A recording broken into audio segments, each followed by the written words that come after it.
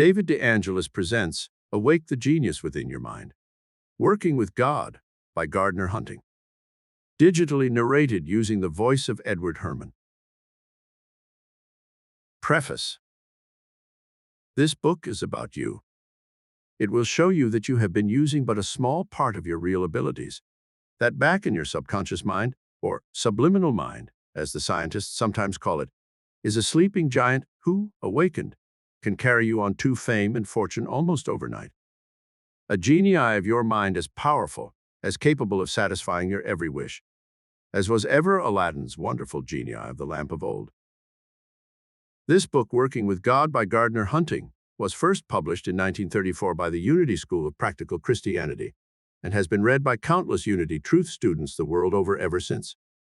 It teaches in plain and simple terms how one can enhance and even transform their living experience through a correct understanding of the unchanging spiritual laws. It is a tremendous link in our objective to discern truth.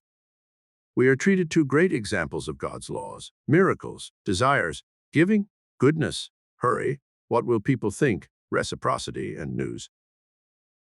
The spiritual laws outlined in this book are timeless and unfailing, the same yesterday, today, and forever. Law always works, anywhere, everywhere, now and forever.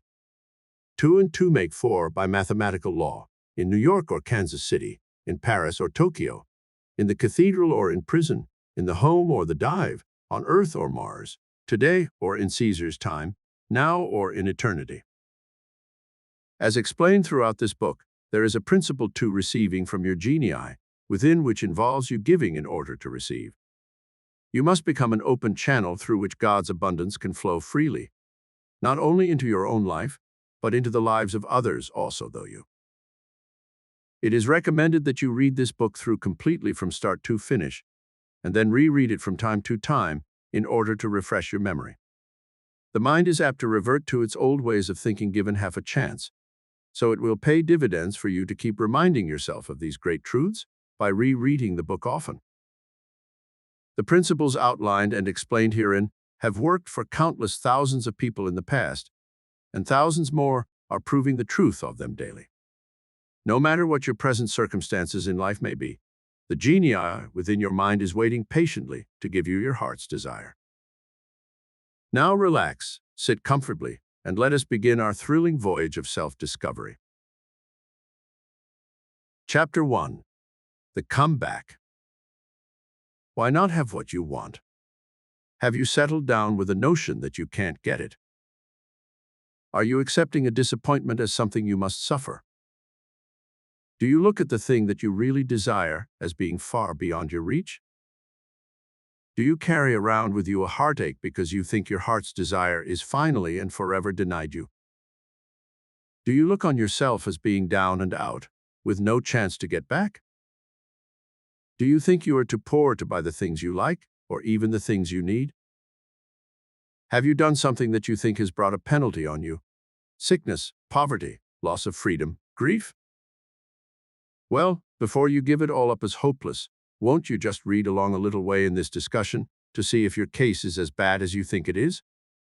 I am not writing to sell you anything, or to teach you anything, or to persuade you of anything, but just to share with you the ideas that changed the life of a man who used to think as you do, and who thought he had good reason to think so, but who has found out that he was mistaken, and that life is not hopeless at all, and who believes that what helped him may help somebody else who is under a cloud similar to the one that he once lived under.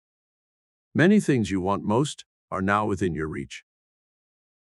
It has been said that if a man were to offer $20 gold pieces for sale on the street at 50 cents each, there would be few buyers, because nearly everybody would leap to the conclusion that he was a fraud. If you will study the real reason why people instinctively feel that way, you will find in it the very secret of success in getting what you want. You have heard it said 1,000 times that you can't get something for nothing. You may or may not think that you believe this to be true, but it is true, whether you believe it or not, and everybody deep down in his inner nature knows it is true. That's why he is shy of any promise that promises too much. That's why you are probably skeptical about the promise of this little piece of print. But just let this idea get a foothold in your mind. If it is a law that I cannot get something for nothing, then it must be true of this law as it is of all genuine laws, that it works both ways. It must be true that I cannot give anything without getting something for it. Ever think of that? Have you ever been surprised to find that when you liked or disliked a man or a woman, that person was sure to return the feeling you had for or gave to him? Have you ever noticed what a railroad company does that enables it to take in money? It gives transportation that is needed by people. Have you ever wondered why Henry Ford and John D. Rockefeller are so rich? Whatever else you may think of them, you must see that the world gives them money because they give something to the world. The one, a good low-priced car. The other, good oil at a reasonable price. What does a department store do before it gets regular customers? It gives service, courtesy, goodwill, a square deal, accommodation, and so forth to a community, which brings in the trade as the direct and inevitable result. What does an employee do before he gets wages or a salary? He gives a day's work or a week's or a month's. What gets him a raise? Giving a little more than he is paid for, nothing else. What does a farmer do before he gets a crop? He gives the seed to the ground and gives it water and care. How does an artist or a writer win fame? By giving the world a work of art or some great literature. How do I win a friend? By giving him friendship and in no other way. Sometimes people say, and maybe you are one of them just now, that there are people who get something for nothing, who give nothing for what they receive. Did you ever study such cases, or do you take somebody else's word for it, as most of us do in such matters? Well, are you from Missouri? If you honestly want to be shown, you are on the only sound ground that there is. Now, who gets something for nothing? The man who finds an oil well in his backyard. The woman who marries a rich man. The miner who stumbles upon gold. The fellow who wins in the lottery. The thief who takes a purse or the contents of a bank vault. The swindler who cheats the unwary out of his property. The real estate shark who sells worthless lots for big prices. The bootlegger who makes his own liquor with wood alcohol, puts bogus labels on it, and sells it as just off the ship. The heirs who destroy the old will or forge a new one so that all the property comes to them. The counterfeiter who makes $100 bills out of mere paper and ink. The chap who raises a $1,000 check to $10,000. Do all or any of these get something for nothing? I used to think they did. Often it looks so. But the more you watch the individuals who do these things, the more you'll see that the law works with them, just as it works with you and me. It's law, just as truly as the law of gravitation is law, and I can't break it. Neither can you. Neither can anybody else. Did you ever know a gambler who got rich? Did you ever know a burglar who had anything left after his pals, his fence, and his lawyers got through with him? Did you ever know a counterfeiter who had cars and a country home and a yacht? Did you ever know a woman who married for money and was happy? Maybe not, you say. But they got away with the profits of the crooked deal. Did they? How long did the profits last? Do you know? Did you ever know anybody to keep the money he won in a lottery? Did you ever know the lucky finder of oil or gold who hadn't given something for it to profit by it? If you will let go of the rumors and fabulous stories about riches coming to people for nothing and get right down and investigate, you'll be surprised. Study the history of depressions. What is success in business made of? I mean any success in any business. Some persons will say, hard work. But that is not always true. Hard work alone will not ensure success. You know plenty of persons who have worked hard, but have gotten almost nothing for it. Does honesty make success? Not necessarily. Does dishonesty pay? No. Terribly upsetting, isn't it, to be told that neither crookedness nor honesty succeeds? Well, that's where you and I have been making a mistake.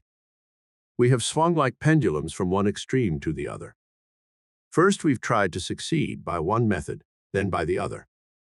When crookedness fails, men preach honesty. When honesty fails, the preachers are dumbfounded and other men turn bitterly back to crookedness. What is the reason? Simply that neither mere dishonesty nor mere honesty pays, nor mere laziness, nor mere hard work. Nothing really pays but obedience to law. Not man's law, but God's law. Gravitation is one of God's laws, isn't it? Who uses the law of gravitation? Anybody? Does it make any difference whether he is good or bad, honest or dishonest, crooked or straight, saint or sinner, rich or poor, fat or lean, white or black? It does not. The law of gravitation works for him infallibly, invariably, inflexibly, eternally, regardless of who or what he is. Who uses the laws governing the burning of gasoline to drive a car? Who uses the laws of friction to stop a car? Who uses the laws of electricity, the laws of light?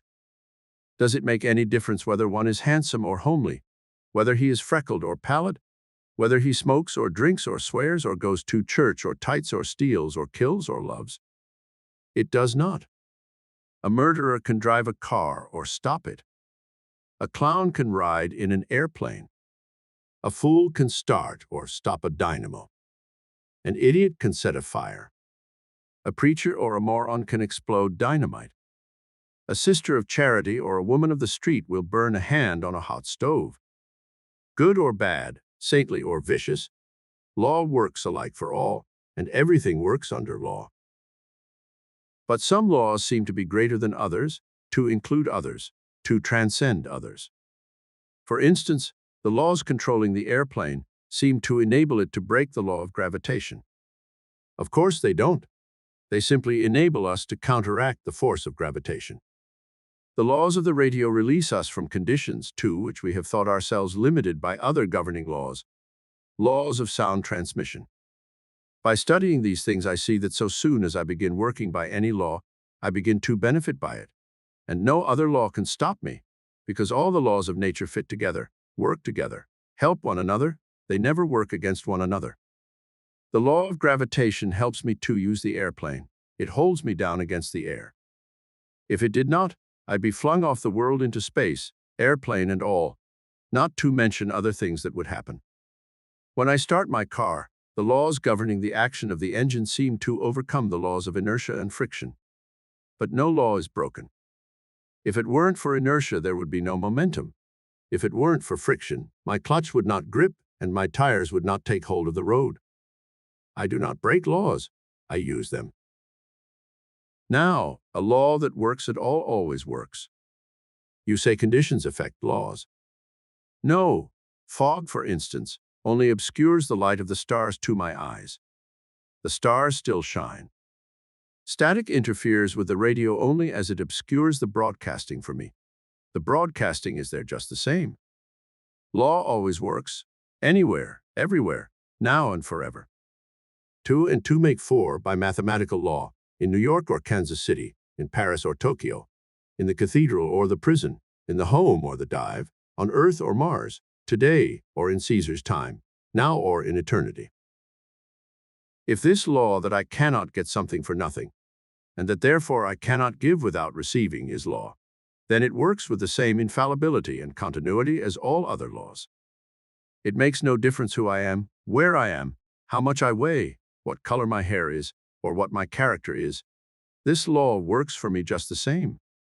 It is commonly called the law of giving and receiving, and it can be stated this way. What I give out comes back to me, multiplied, always. The comeback is like the yield from seed. Now, if you agree so far, don't you see where this has led you? It has led you to recognize that you are where you are today because of what you have given out. You are getting it back multiplied, just as I'm getting mine. But what else does it mean? It also means that what you start giving out now is also going to start coming back to you, multiplied.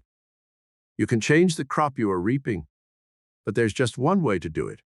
You can change the seed you are planting, change the sort of thing you are giving out. I did. It works, and nobody can stop it. Nothing can stop it. No circumstance, no apparent handicap, no apparent misfortune, no bad luck, no enemy. Nobody who has it in for you. What you give out comes back to you. What you begin giving out begins coming back to you. Any man, woman, or child can transform his life by transforming the thing he gives out. Of course, the first question that comes up in your mind, it was the first in my mind, is, how long must I suffer for what I've already done? That's an interesting point. Suppose we think a minute about law. If I am working a problem in arithmetic, and I have been getting the wrong answer over and over and over again, and if I suddenly find that I've been trying to work the problem by the wrong method, contrary to principle, in opposition to law, and if I stop going contrary to law and work with law, how long does it take me to get the right answer? Suppose that I am learning to drive a car, and I try to start it by stepping on the gas without shifting into gear. The car does not start. But when I shift into gear, in other words, obey the law governing the case, and then step on the gas, how long does it take the car to start? Suppose I have a boat with a hole in it. I find that when I put it into the water, it fills and sinks. Suppose that I obey the law governing boats and stop the leak, how long does it take the boat to float? If I am locked in a room and don't know how to unlock the door, I stay there till I learn how, do I not? But when I learn how to turn the key in that lock, how soon do I get out? You may think out as many other examples as you like of how law works for you the moment you begin to obey it, of how obedience now cancels the mistakes of yesterday or of last year. Then come back to our argument and think this one over. So true and far-reaching and fundamental is this law of giving and receiving that it extends into our thoughts. There's a lot of talk these days about the power of thought, and some persons are disposed to sneer at it. But there's more in it than these persons suppose, and they suffer because they don't realize the power of thought. It is true, too, that what you think comes back to you, multiplied. Is there a laugh in that for you? Well, can you do anything without first thinking about it? Is any discovery or invention, any work of art or book, any newspaper or tool, any manufacturing or any crime, any deed good or bad ever performed without someone's first thinking about it? In other words, everything that you do is first an idea in your mind. That is where it is first created. If you make a chair, or a plan, or a steamship, or a printing press, or a bomb, or a broom, it must first take shape in your mind as an idea. As a matter of fact, the idea of a thing is the real creation of it. The physical putting it together afterward is a mere copy of the idea in your mind. We are accustomed to think that a certain amount of time and energy is required to make the visible copy of the idea, the visible chair, or plow, or broom. But the more perfectly we think it out, that is, create it as a complete idea in mind, the more quickly and perfectly we can create it in visible form. And as we think it out better and better, we find that we require less and less time to make the visible thing and less energy. Newly invented machines, for instance, are usually crude, cumbersome, heavy, and require a lot of power to operate them. But as they are perfected, that is, as they are thought out, they become lighter, simpler, more efficient, are operated by less power, and do their work more quickly. In this process, the time always comes when the thing that once took a long period and much labor to make is made at a speed so high that the production is in some cases almost instantaneous. If, when we began making this thing, we had understood all the laws of its making, we could have made it instantaneously without going through the process of learning how. But that would have been a miracle. Exactly.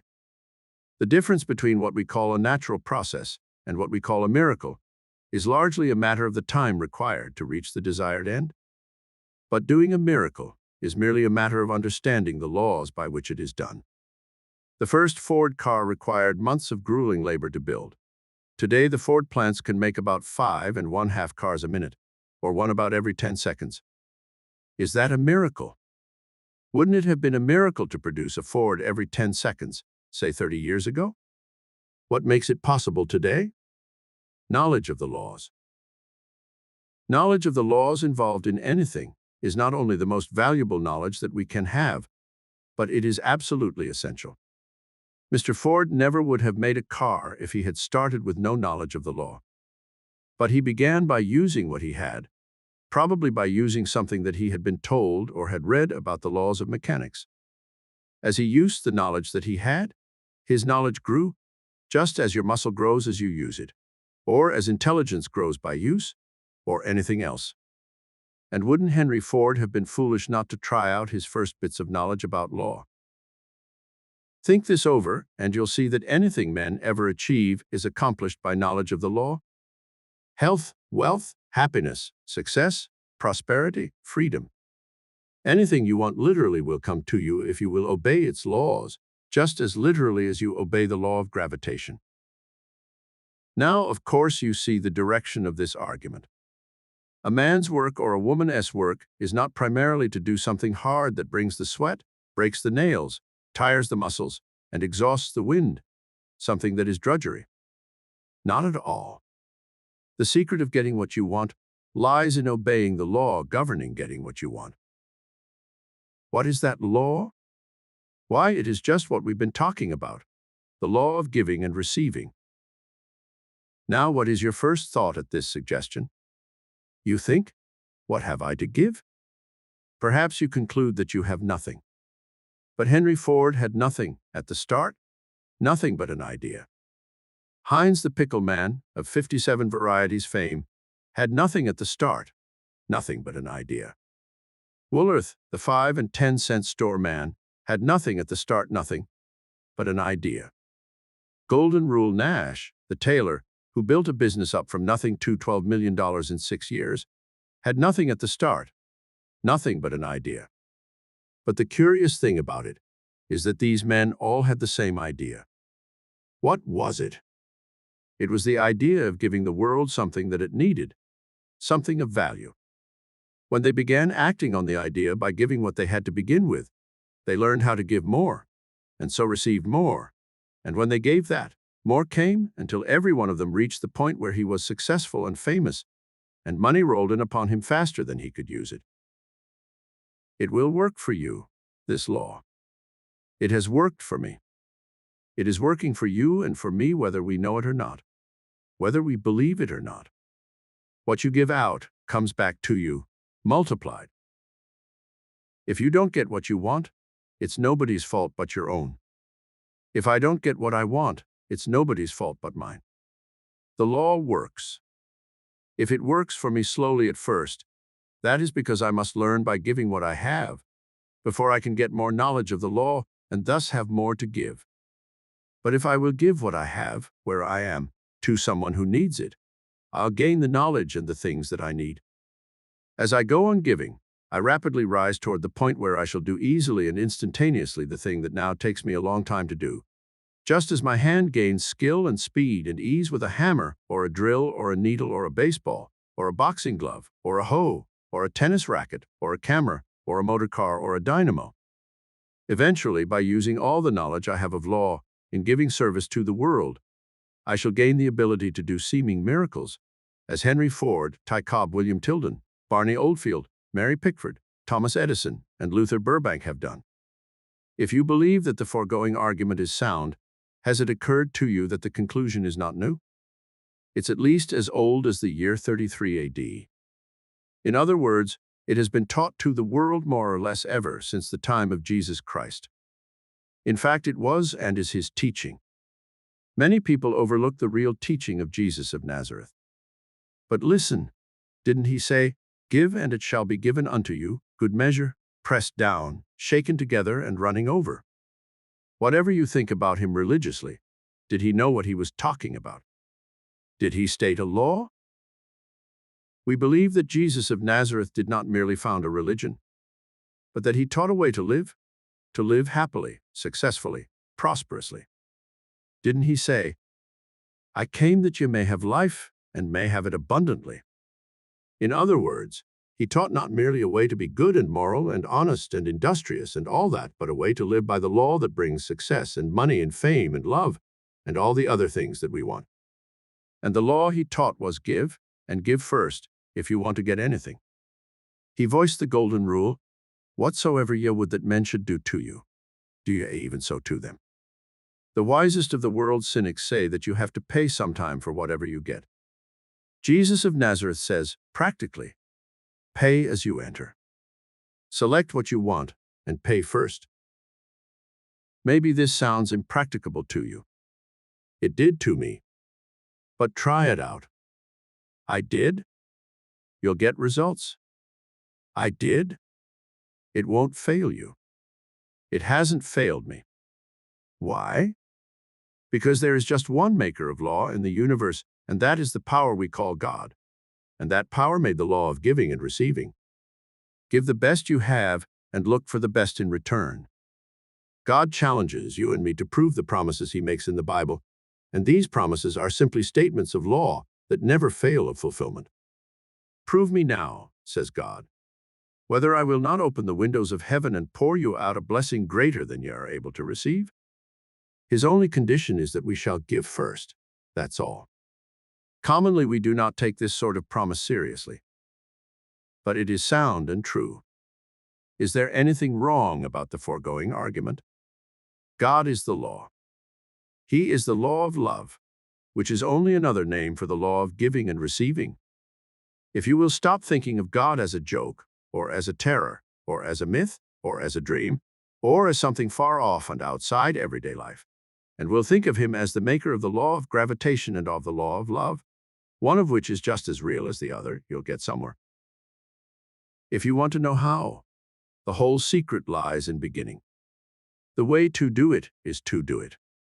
Right where you are now, begin to give something good to the person nearest to you, and keep on doing it, no matter what you seem to get back at first.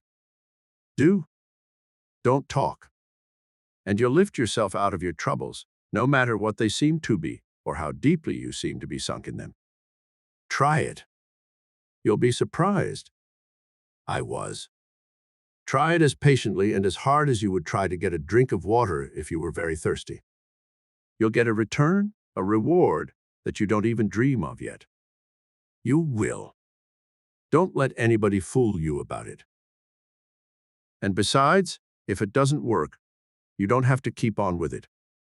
But you will keep on if you give it a fair chance to prove itself, because it works. Chapter 2, Any Job You Want. You can have any job you want. You do not believe that, do you? That is why you do not get the job you want now. You do not believe you can get it. Did you ever hear Mark Twain's advice to the young seeker after a job? He said something like this: pick out the man you want to work for, and then go and work for him. Tell him you are going to work for him for nothing till he decides you are worth something, and how much. That seems an absurd piece of advice, but it will certainly work if you really put it into practice. Now, think a moment with me. If you get a job, any sort of a job, what will your employer pay you for? For the work you do, of course. Will he pay you in advance? He will not. He will pay you after you have worked a month, a week, a day. How much will he pay you? What you earn, of course. Will he pay you more than you are worth, even if he has agreed to? He will not. If you do not measure up to specifications, he will get out of his agreement in one way or another. He will discharge you, or if he has made a contract with you, he will break it, or make you break it, or make your situation intolerable, or buy you off. He will certainly not pay you for something you do not give him. Here is that saying in the business world again, that you cannot get something for nothing. You cannot. This means that you cannot get salary or wages for something you do not do. Do you think you see men getting paid for something they are not delivering? Watch them. Watch the loafers and the quitters and the soldiers. But there is a deeper thing under this fact and these appearances than people commonly think. It is this: justice. Justice does work in the affairs of men, whether they recognize it or not. You do not believe it? Study it. Men do get what they want, what they really want. You can get what you really want, as we have said, and you will get it, whether you know it or not. But, you say, just as good men have failed of their aim as have succeeded. So, what does it mean to be good? Goodness, in the ordinary sense, has nothing to do with the matter. If it had, we could not understand the situation at all. People who try to explain success or failure on the ground of goodness never do understand it, nor anything else they try to explain on the same ground. Because goodness or badness in the ordinary moral sense is not the reason. Law is the reason for everything. Whatsoever ye shall ask in prayer, believing, ye shall receive. Real virtue consists in keeping in harmony with the law, or trying to. Goodness, in this sense, is always rewarded, and badness, in the same sense, is always punished. That is, the law works for those who keep it and works against those who choose to go against it. I do not dare to set any limits. I do not believe there are any limits. It does not make the least difference in the world whether we know the law or not. It works. Ignorance of the law is no excuse. And you cannot blame some far-off God for your actions, or for anything that happens to you, or for your knowing the law or not knowing it. It is up to you. Does that frighten you? Or if you believed it, would it frighten you? Instead of frightening you, it should encourage you, inspirit you, stir you up to your highest ambition, fill you with your highest hope, assure you of realization of your highest desire, make you certain of success, and happy beyond your dreams.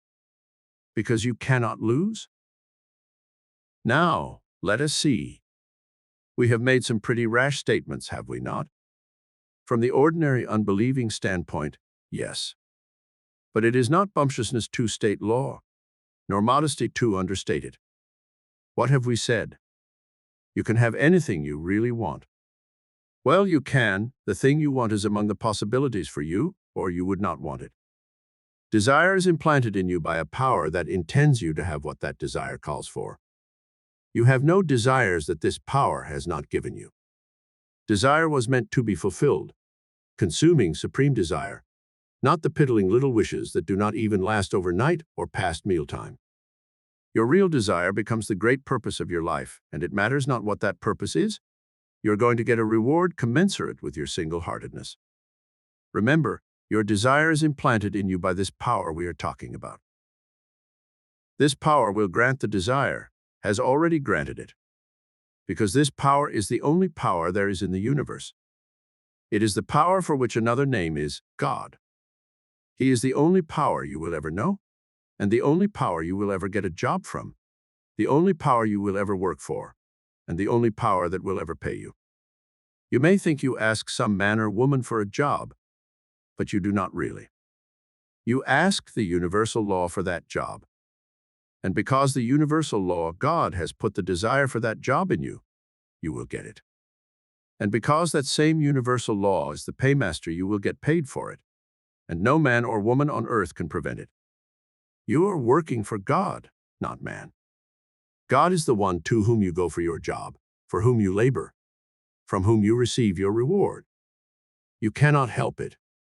That is the way it is. It is so, whether you believe it or not, whether you know it or not, whether you like it or not.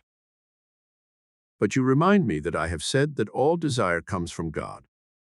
It may be well enough to think that the desire to work comes from the one power, but does the desire of the thief to steal come also from the Supreme Being? To steal, no. To possess, yes. Every instinct, appetite, and aspiration is implanted in man by God. But who is God? Why, God is my creator. God is my life, my strength, my intelligence, my mind. Now turn the statement around. My being is God, my life is God, my intelligence is God, my mind is God. Do you pretend to say that you have a desire independent of your mind? Hardly. Well, that is the answer. The answer is that God, instead of being something outside of you, is within you, controlling all your affairs through you. Is it hard to believe that you have only to realize that overwhelming conception in order to have God come forth visibly into your affairs? Whatever they are, whoever you are, wherever you are, whatever your circumstances appear to be, you are an individual expression of God. You create what you choose. How? First, by thinking it. That is the only way anything is created, by thought. If you think that things are created by hammer and nails or steam shovels or dynamos or lathes or trowels or giant powder or printing presses or congresses or kings, you have never thought even so far back as the drafting table or the blue pencil. Things are created by thought in the mind, and by nothing else and nowhere else. Yes, by your thought and in your mind. And when you begin to realize that, you will begin to work for the God who is universal mind, in you and in me and in everybody else, and in everything in the universe. You will realize that you cannot fail to do what you really want to do and have what you really want to have. How shall you begin? By going after that first job with an idea in your mind, just the reverse of what you have been trying to hold there. Think not about what you are going to get, but about what you can give. Ask for opportunity to give, and give with all your heart all you have got, knowing that you cannot fail to get what your desire calls for. You cannot fail to get back what you give out. For who are you? You are the expression of God in your individuality. Think of that. In Him you live and move and have your being. You are one with God, the supreme power in the universe. You are one with supreme universal mind. And universal mind creates what it wants to create. In other words, it gives out what it wants to see manifested. Think of it. Think. You? Not somebody else, you. You cannot fail. Chapter 3. Obedience to Law. What is obedience to law in everyday practice? Let us study it in its opposite. Let us consider one of the commonest of everyday failures to obey law. When somebody who does not know as much about it as you do say you are wrong, when somebody knocks you behind your back, when somebody slyly undermines your standing with the boss, when somebody takes advantage of your kindness, cheats you, robs you, strikes you, why, it is easy to get mad. And yet even a prize fighter knows enough not to get mad. He knows that it is the worst method in the world by which to accomplish the purpose he has in view. It is the worst method to use to accomplish any purpose whatever. Let us see what it usually accomplishes. I know a man who gets mad when somebody tries to steal the right of way from him when he is driving his car. The other night a man rushed past him, cut in short ahead of him, and crowded him out of his rightful place in the traffic. My friend got mad. When the traffic opened so that he could, he speeded up, caught up with the other fellow, rushed past him, and cut in short ahead of him in retaliation, in a how-do-you-like-it-yourself spirit. What happened? He turned a little too short, caught the other fellow's front fender, and crumpled his own nice new rear fender most annoyingly and expensively. And then he noticed that the other car was a ragged old flivver that could not be damaged much by anything that could be done to it. And he discovered that he had just put a bad mark on his own car as a reward for yielding to temper, for pampering his tendency to temper. Also, he knew that he had narrowly escaped worse, for that sort of thing is playing with disaster, as we can always see plainly enough afterwards. When a man gets mad, he befogs his judgment. Virtually always he does something foolish. Sometimes he does things that seem insane. Sometimes he does irretrievable things, tragic, fatal things. What he does always ranges somewhere between silliness and crime. The young man or girl who talks back to an employer, the teacher or parent or man or woman who gives rein to white-hot passion and says scathing, lacerating, cruel things, or deals blows with a fist or a weapon, simply surrenders to an emotion and lets it run his life, usually to the point of shame, sometimes to the point of disgrace, and sometimes, once too often, to murder. That's the way murders are done, letting passion rule instead of intelligence. But the worst of it all does not lie in the deed you do when you get mad. It lies in yielding the management of your life to emotion or passion instead of intelligence. I once heard a fine lecture by Norman Angell, a man who thinks so clearly that it has made him famous, in which he said something like this: most of the troubles in the world are caused by the fact that men act under the sway of passion rather than of intelligence.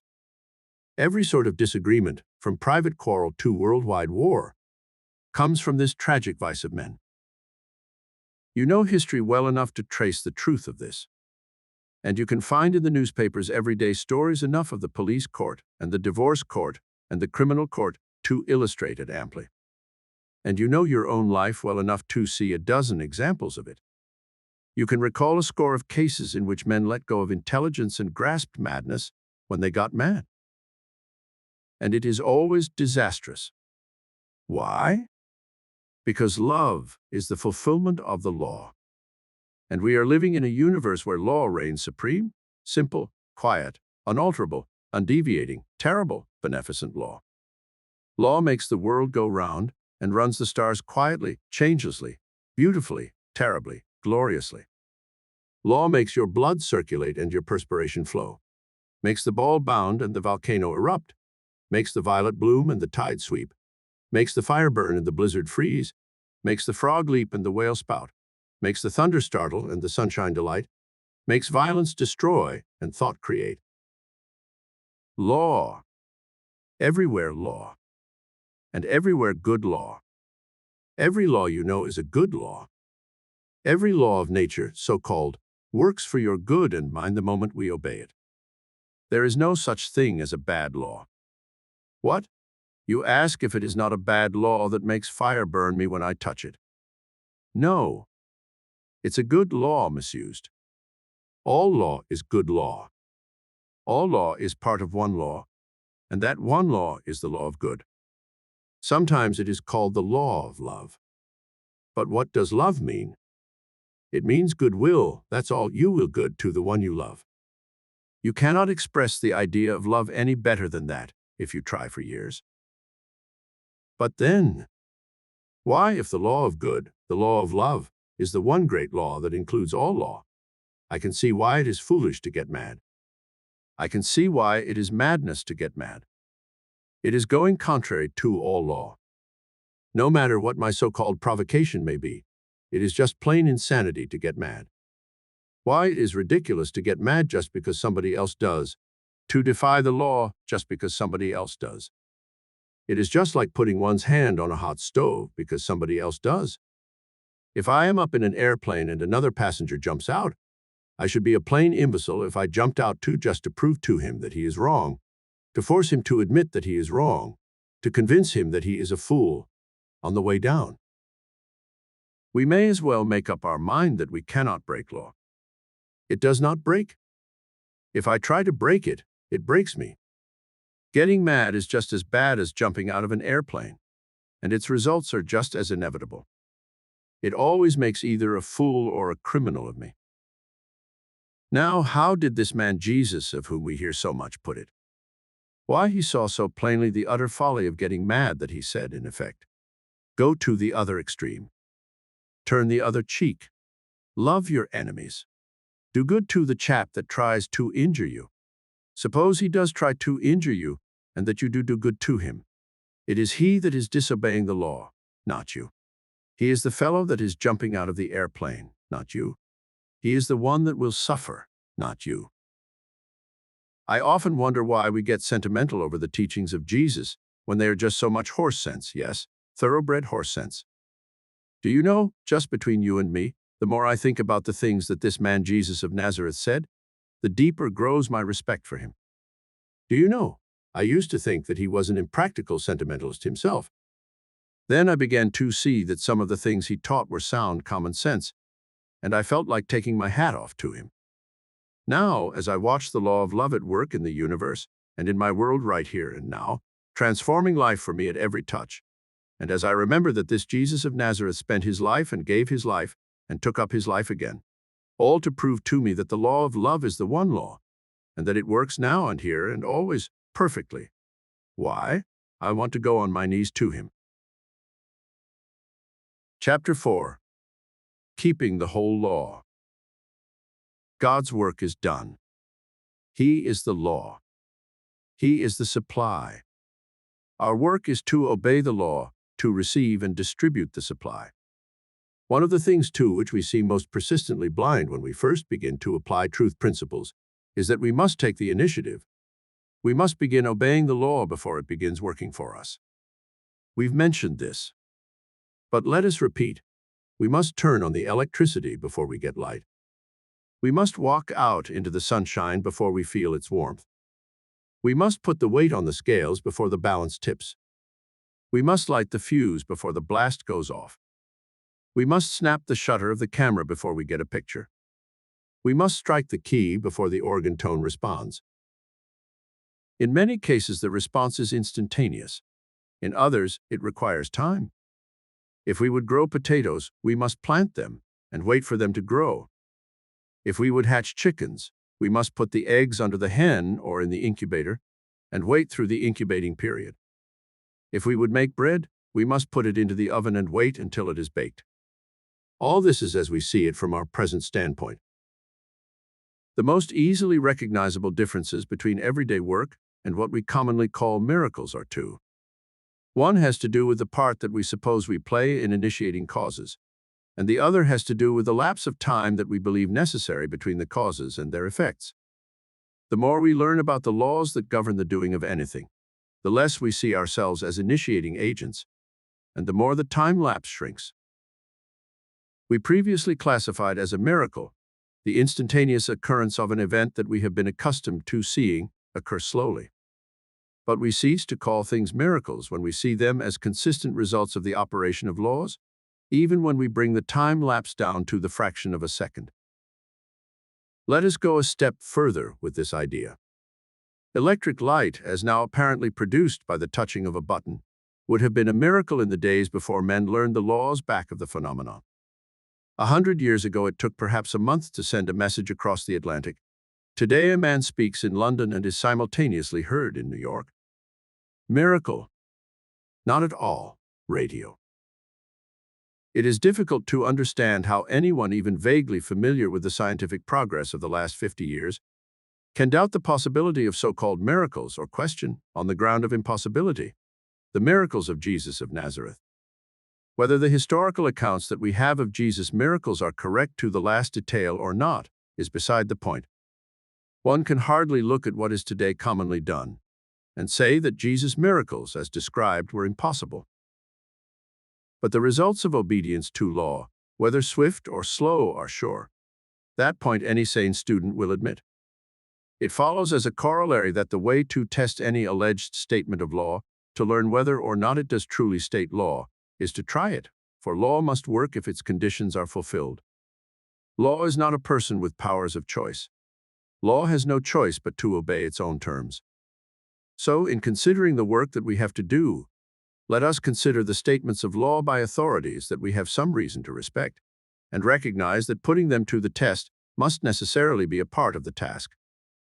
Jesus, the master of obedience to law, and consequently the master of its results, gave a few statements of law for us to test. He suggested that we test them. He begged us to test them. It was the chief purpose of his life and death to induce us to test and prove them. He lived and died with the one great purpose of demonstrating that testing them proves them.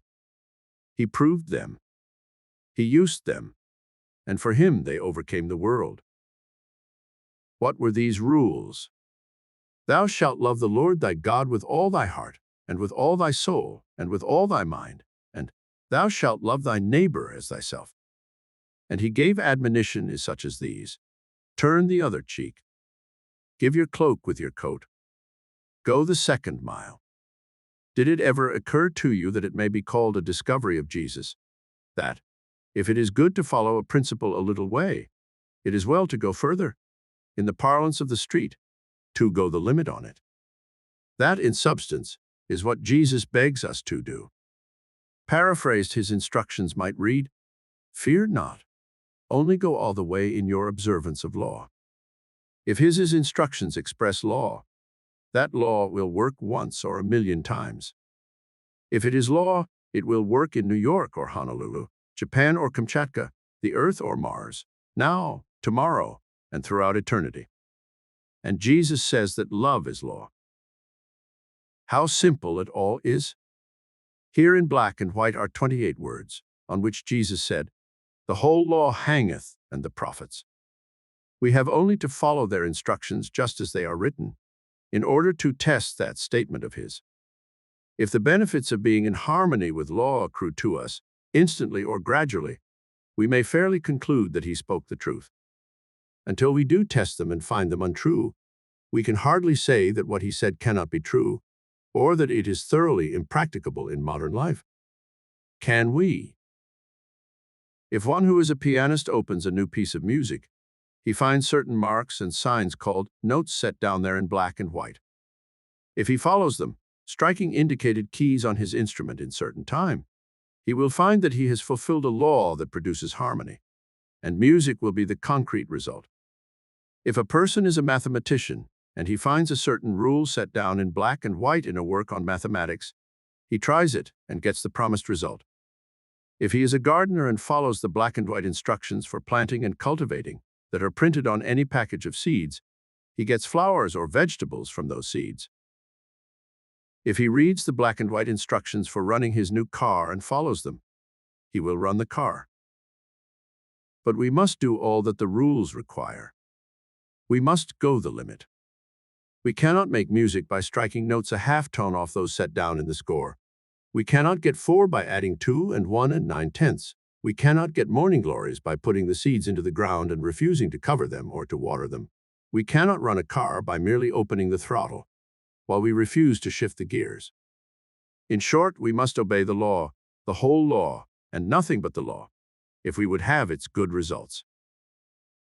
Oh yes, one may give a partial obedience and get an indifferent result. That is what most of us do. And sometimes seemingly slight departures from the law in one respect are the obscure causes of failure in seemingly unrelated respects. Have you ever applied this idea to some condition in your finances or in your bodily health that has seemed mysterious to you, and have you carefully scanned your daily conduct to find the departure from law that was the obscure cause? It is an accepted belief that anger, indulged in, will stop the processes of digestion. Will gossip indulged in affect the size of my income? Will white lying indulged in load my muscles with fatigue? It is not until we take off all the limits and go all the way in keeping the law that we get miracles. A thousandth of an inch variation from specifications in the machining of an engine shaft will produce friction enough in its bearings to ruin them. A hundredth of an inch error in the line of lip or eyelid will ruin a portrait. Why can we not see the obvious parallel and use plain common sense in following exactly, completely, undeviatingly such a law as that of love, the great fundamental law containing all other law? Love, therefore, is the fulfillment of the law, said Paul.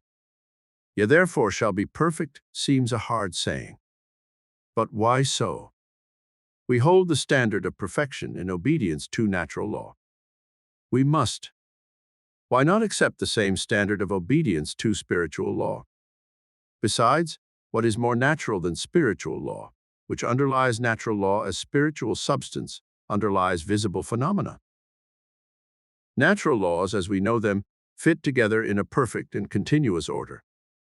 1,000 analogies indicate the same harmony and continuity among spiritual laws. Harmony is the sine qua non of the universe. Without it, we could not exist. The law of love is the law of harmony. Yet people will tell you that living by the law of love is not practical. It is not, if you go only part way. The way to obey is to obey, completely. No man is honest who is only partly honest. No statement is true that is only partly true. No signature is valid that is only 9/10 written. No water is ice that is only near frozen. No stone is over the hill that lacks an inch of the crest. No stock is at par that is 1 point below. No ship is in port that is just outside. No cistern is tight that has just a little crack in it. No man is alive who is just a little dead. You keep no law till you go all the way. No result is achieved that is just barely missed. A miss is as good as a mile. But why miss? Learning not to miss is what we have to do, isn't it? Pure Christianity, that is, the Christianity that Jesus of Nazareth himself taught, seems to me highly practical. I am a businessman. My problems are real to me. My primary reason for turning to practical Christianity is to find solutions for my problems. My problems. They are instant to me, these problems, immediate, pressing. I have employees to pay, a family to support, food, clothing, shelter to provide. I am thinking of these problems almost constantly. Whatever else I may be doing, wherever I may be, I think of them more or less continually. I must, since it is my job to provide the things that are necessary to my business and to my family. Will practical Christianity help me in this? Is practical Christianity practical? Let us consider a little further. Perhaps we shall see whether it is practical or not. Here is a formula for concrete: cement, sand, water. It is a formula that has been tried and proved. I have decided that I will follow it. I put in the sand and the water. Shall I put in the cement? How much shall I put in? Can I do with less? Shall I skimp a bit? What will happen if I do? But this is a formula, tried and proved, meant to be followed. How far shall I go? Here is a standard of weights and measures. It says that 16 ounces make a pound. Are there 16 ounces in the pound I buy? Are there 16 ounces in the pound I sell? I have a standard. Shall I live up to it, or shall I skimp a little? What will happen if I subtract an ounce from each pound? How far shall I go? I am sending a special delivery letter, which calls for 10 cents postage. If I put on but 9 cents, what will happen? Can't I skimp a little? But here is a standard, a law, in fact, that calls for 10 cents. Shall I obey? My business is music. I have here a composition I desire to play. Here is the theme in a dozen bars. Shall I play 11? Can't I skimp a little? But the theme is the foundation of the composition. What would happen if I cut it short? How far shall I go? Questions like these can be multiplied indefinitely. What are they all about? They are about formulas for doing things well. The problem is whether or not, when such formulas have been tried and proved, they should be followed exactly, completely, in order to produce desired results, or whether, when they have been tried and proved, they are to be discarded, tampered with, followed only part way. You wonder how a sane man can ask such questions. You consider it falling short of your standard of sanity, even to consider dropping items out of formulas that have been tried and proved. Yes, it is unnecessary for these questions to be answered audibly or in writing. They can be answered in your heart of hearts. We are after results. Can we get perfect results or hope to get them anywhere if we are unwilling to fulfill the conditions laid down in the formula? Can we get perfect results by giving short measure? Oh yes, perhaps we can get away with it for a while. But if I cut short the formula or the measure, is there any question?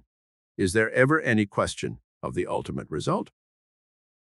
Suppose I take a chance, as I sometimes do with the speed laws. What then?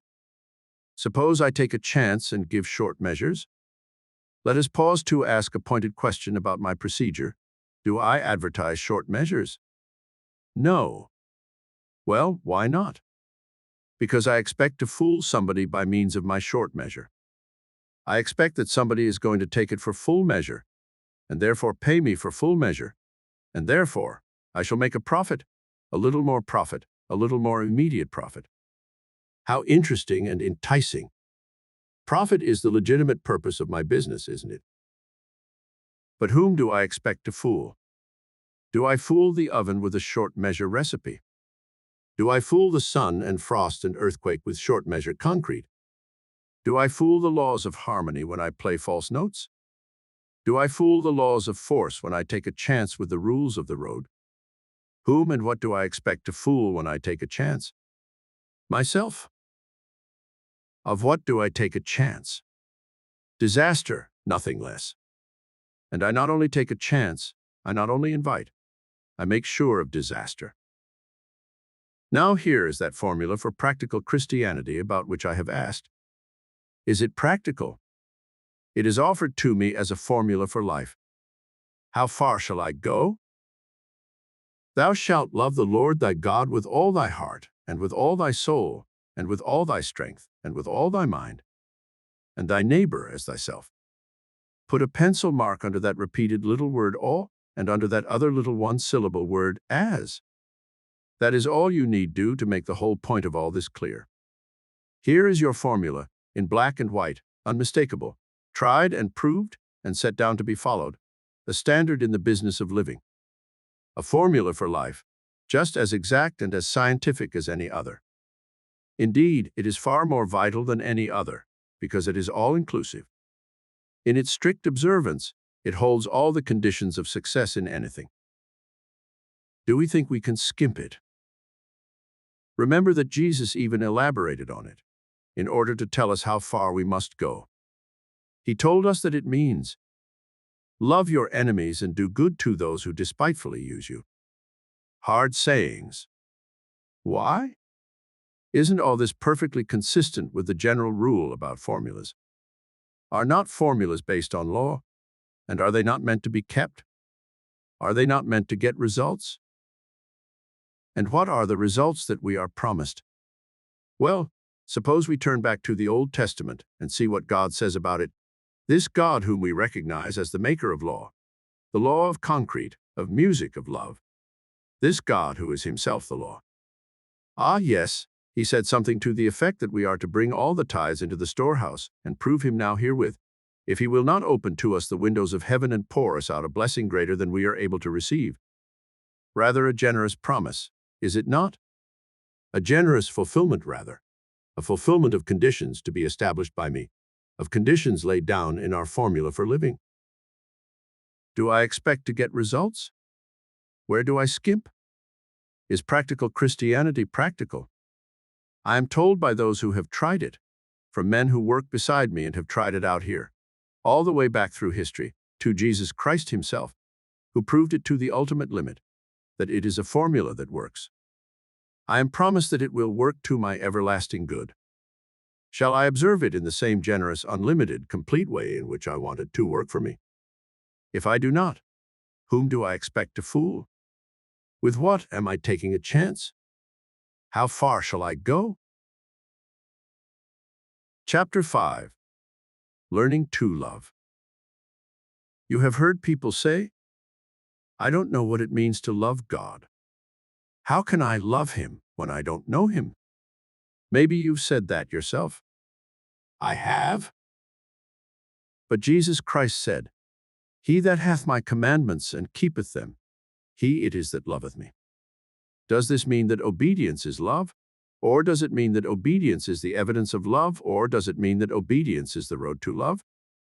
Does it matter which it means? If any man will do his will, he shall know of the doctrine. What did Jesus himself do? He went about doing good. He knew how to love God. Did you ever wonder what his early life must have been before he began his ministry? I wonder if perhaps he did not spend all that first 30 years of his life learning how to love God by keeping his commandments, and how to love his neighbors by serving them. It seems to me that that must have been what he did, and that that is the explanation of all his wonderful power to help and heal and serve and love.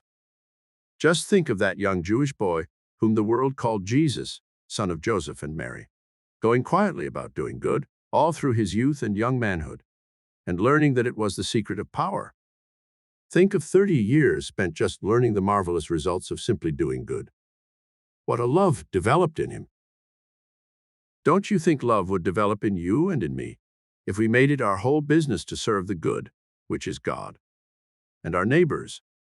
Psychologists say that when we do another person a favor, we become interested in him, as if we had an investment in him. The more we do for him, the more interested we are in him. If we do much, we come to love him. Maybe one of the explanations of the love of mothers for their children is that mothers do so much for their children. We do not love our friends for what they do for us. Most of us would readily admit that the joy of love is in giving. It is more blessed to give than to receive. I wonder if that's not because the blessing of the giver is that he grows to know what love is, what it means to him, the lover. What experience have you ever had in loving? Did you get your greatest happiness in that love out of what the loved one did for you? Was your greatest joy in the fact that loved one loved you? Or was your happiness, your joy, in loving and expressing it by every means you could find? One of the magazines some years ago published a story about a young man who went to work in the foreign correspondence department of a mercantile house in New York. He had very little experience, but he was full of enthusiasms. He was full of wants and desires. It happened that the firm had tried for years to get the business of a great manufacturer of Panama hats in a certain South American country. But no salesman or buyer for the American house had ever been able to get an order or a bill of goods from the Panama hatters. Some reason kept the foreign firm from doing business with the New York concern. But our young man, let's call him Smart, wanted a Panama hat. He thought maybe he could get one, a fine one that would otherwise be beyond his modest means at home, by asking the manufacturers in the southern clime to send him one. So he sat himself down and wrote a letter asking the head of the Panama hatters to send him a fine Panama, at a price he could afford to pay. And strangely enough, the foreign hatter, seeing an opportunity to do the New York importer a favor, seized upon it. He got the hat for young Smart and sent it to him with his compliments. But the queer part of it was the sequel. After the hat was received, young Smart followed up by asking Mr. Panama Hatter for a share of his business for the New York house. And Mr. PH found himself so interested in young Smart and in the firm he worked for, because Mr. PH had done him a favor, that he listened to reason, with the result that he became persuaded to enter upon regular business relations. To the amazement of his employers, young Smart got the Panama Hatter's business, after everybody else had failed. Humorously, that illustrates the principle involved. A recent book called Strategy in Handling People tells many similar stories and presents the same principle. If you want anybody to like you or favor you, get him to do you a favor. And if it works that way, it will work the other way too. If you want to be interested in somebody else or to love him, do something for him. What a light that sheds on human relations. How many divorces do you suppose would be prevented if people just knew that principle and acted upon it? Yet the teaching of Jesus on that single point antedated modern psychology and modern strategy in handling people by some 1900 years. It is strange when you stop to think of it, how all the theories and maxims and rules point back to the same basic principle. The way to receive what we want is to give to others what we should want them to give us. The way to love is to give. Give service. Did you ever know a servant who did not like the master or mistress whom he served faithfully? Did you ever know an employee who did not speak well of an employer to whom he was giving real, faithful service? Did you ever work for anybody you did not like and give him full service without coming to like him? You know we are quite helpless against this law, because it is a law. We cannot help loving where we serve. If it is our country or our city or our club or our lodge or our church, if we are real workers in behalf of any organization, we shall love it. Unless we are workers, our affection will be cool at the best.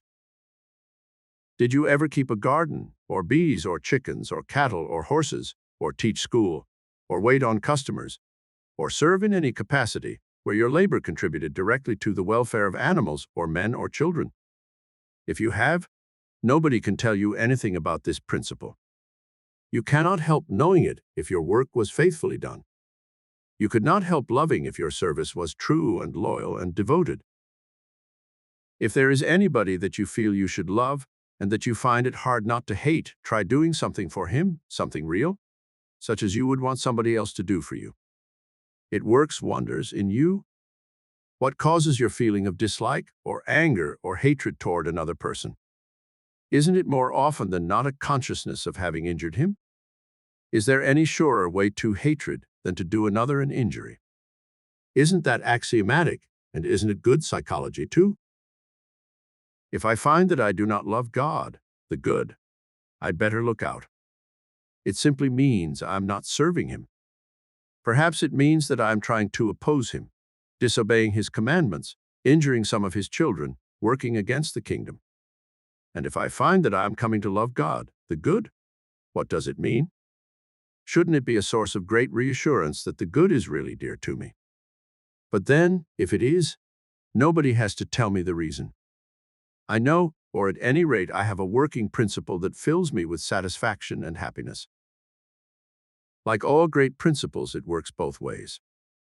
Serving gives birth to loving, and loving to serving.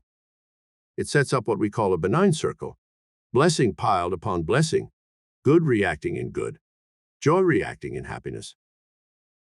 Bless them that curse you. Pray for them that despitefully use you. Why? Because it will make me love them. But why should I love them? Because that is the commandment of the God whom I want to learn to love.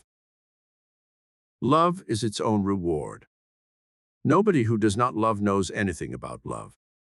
But we do not have to be ignorant. The way is plain. The way to the greatest joy that ever was conceived, loving the God who is love and who so constituted human hearts, that they take fire with happiness at the only true communion with Him that is possible, the love of the heart for divine love. Chapter 6. Open Channel.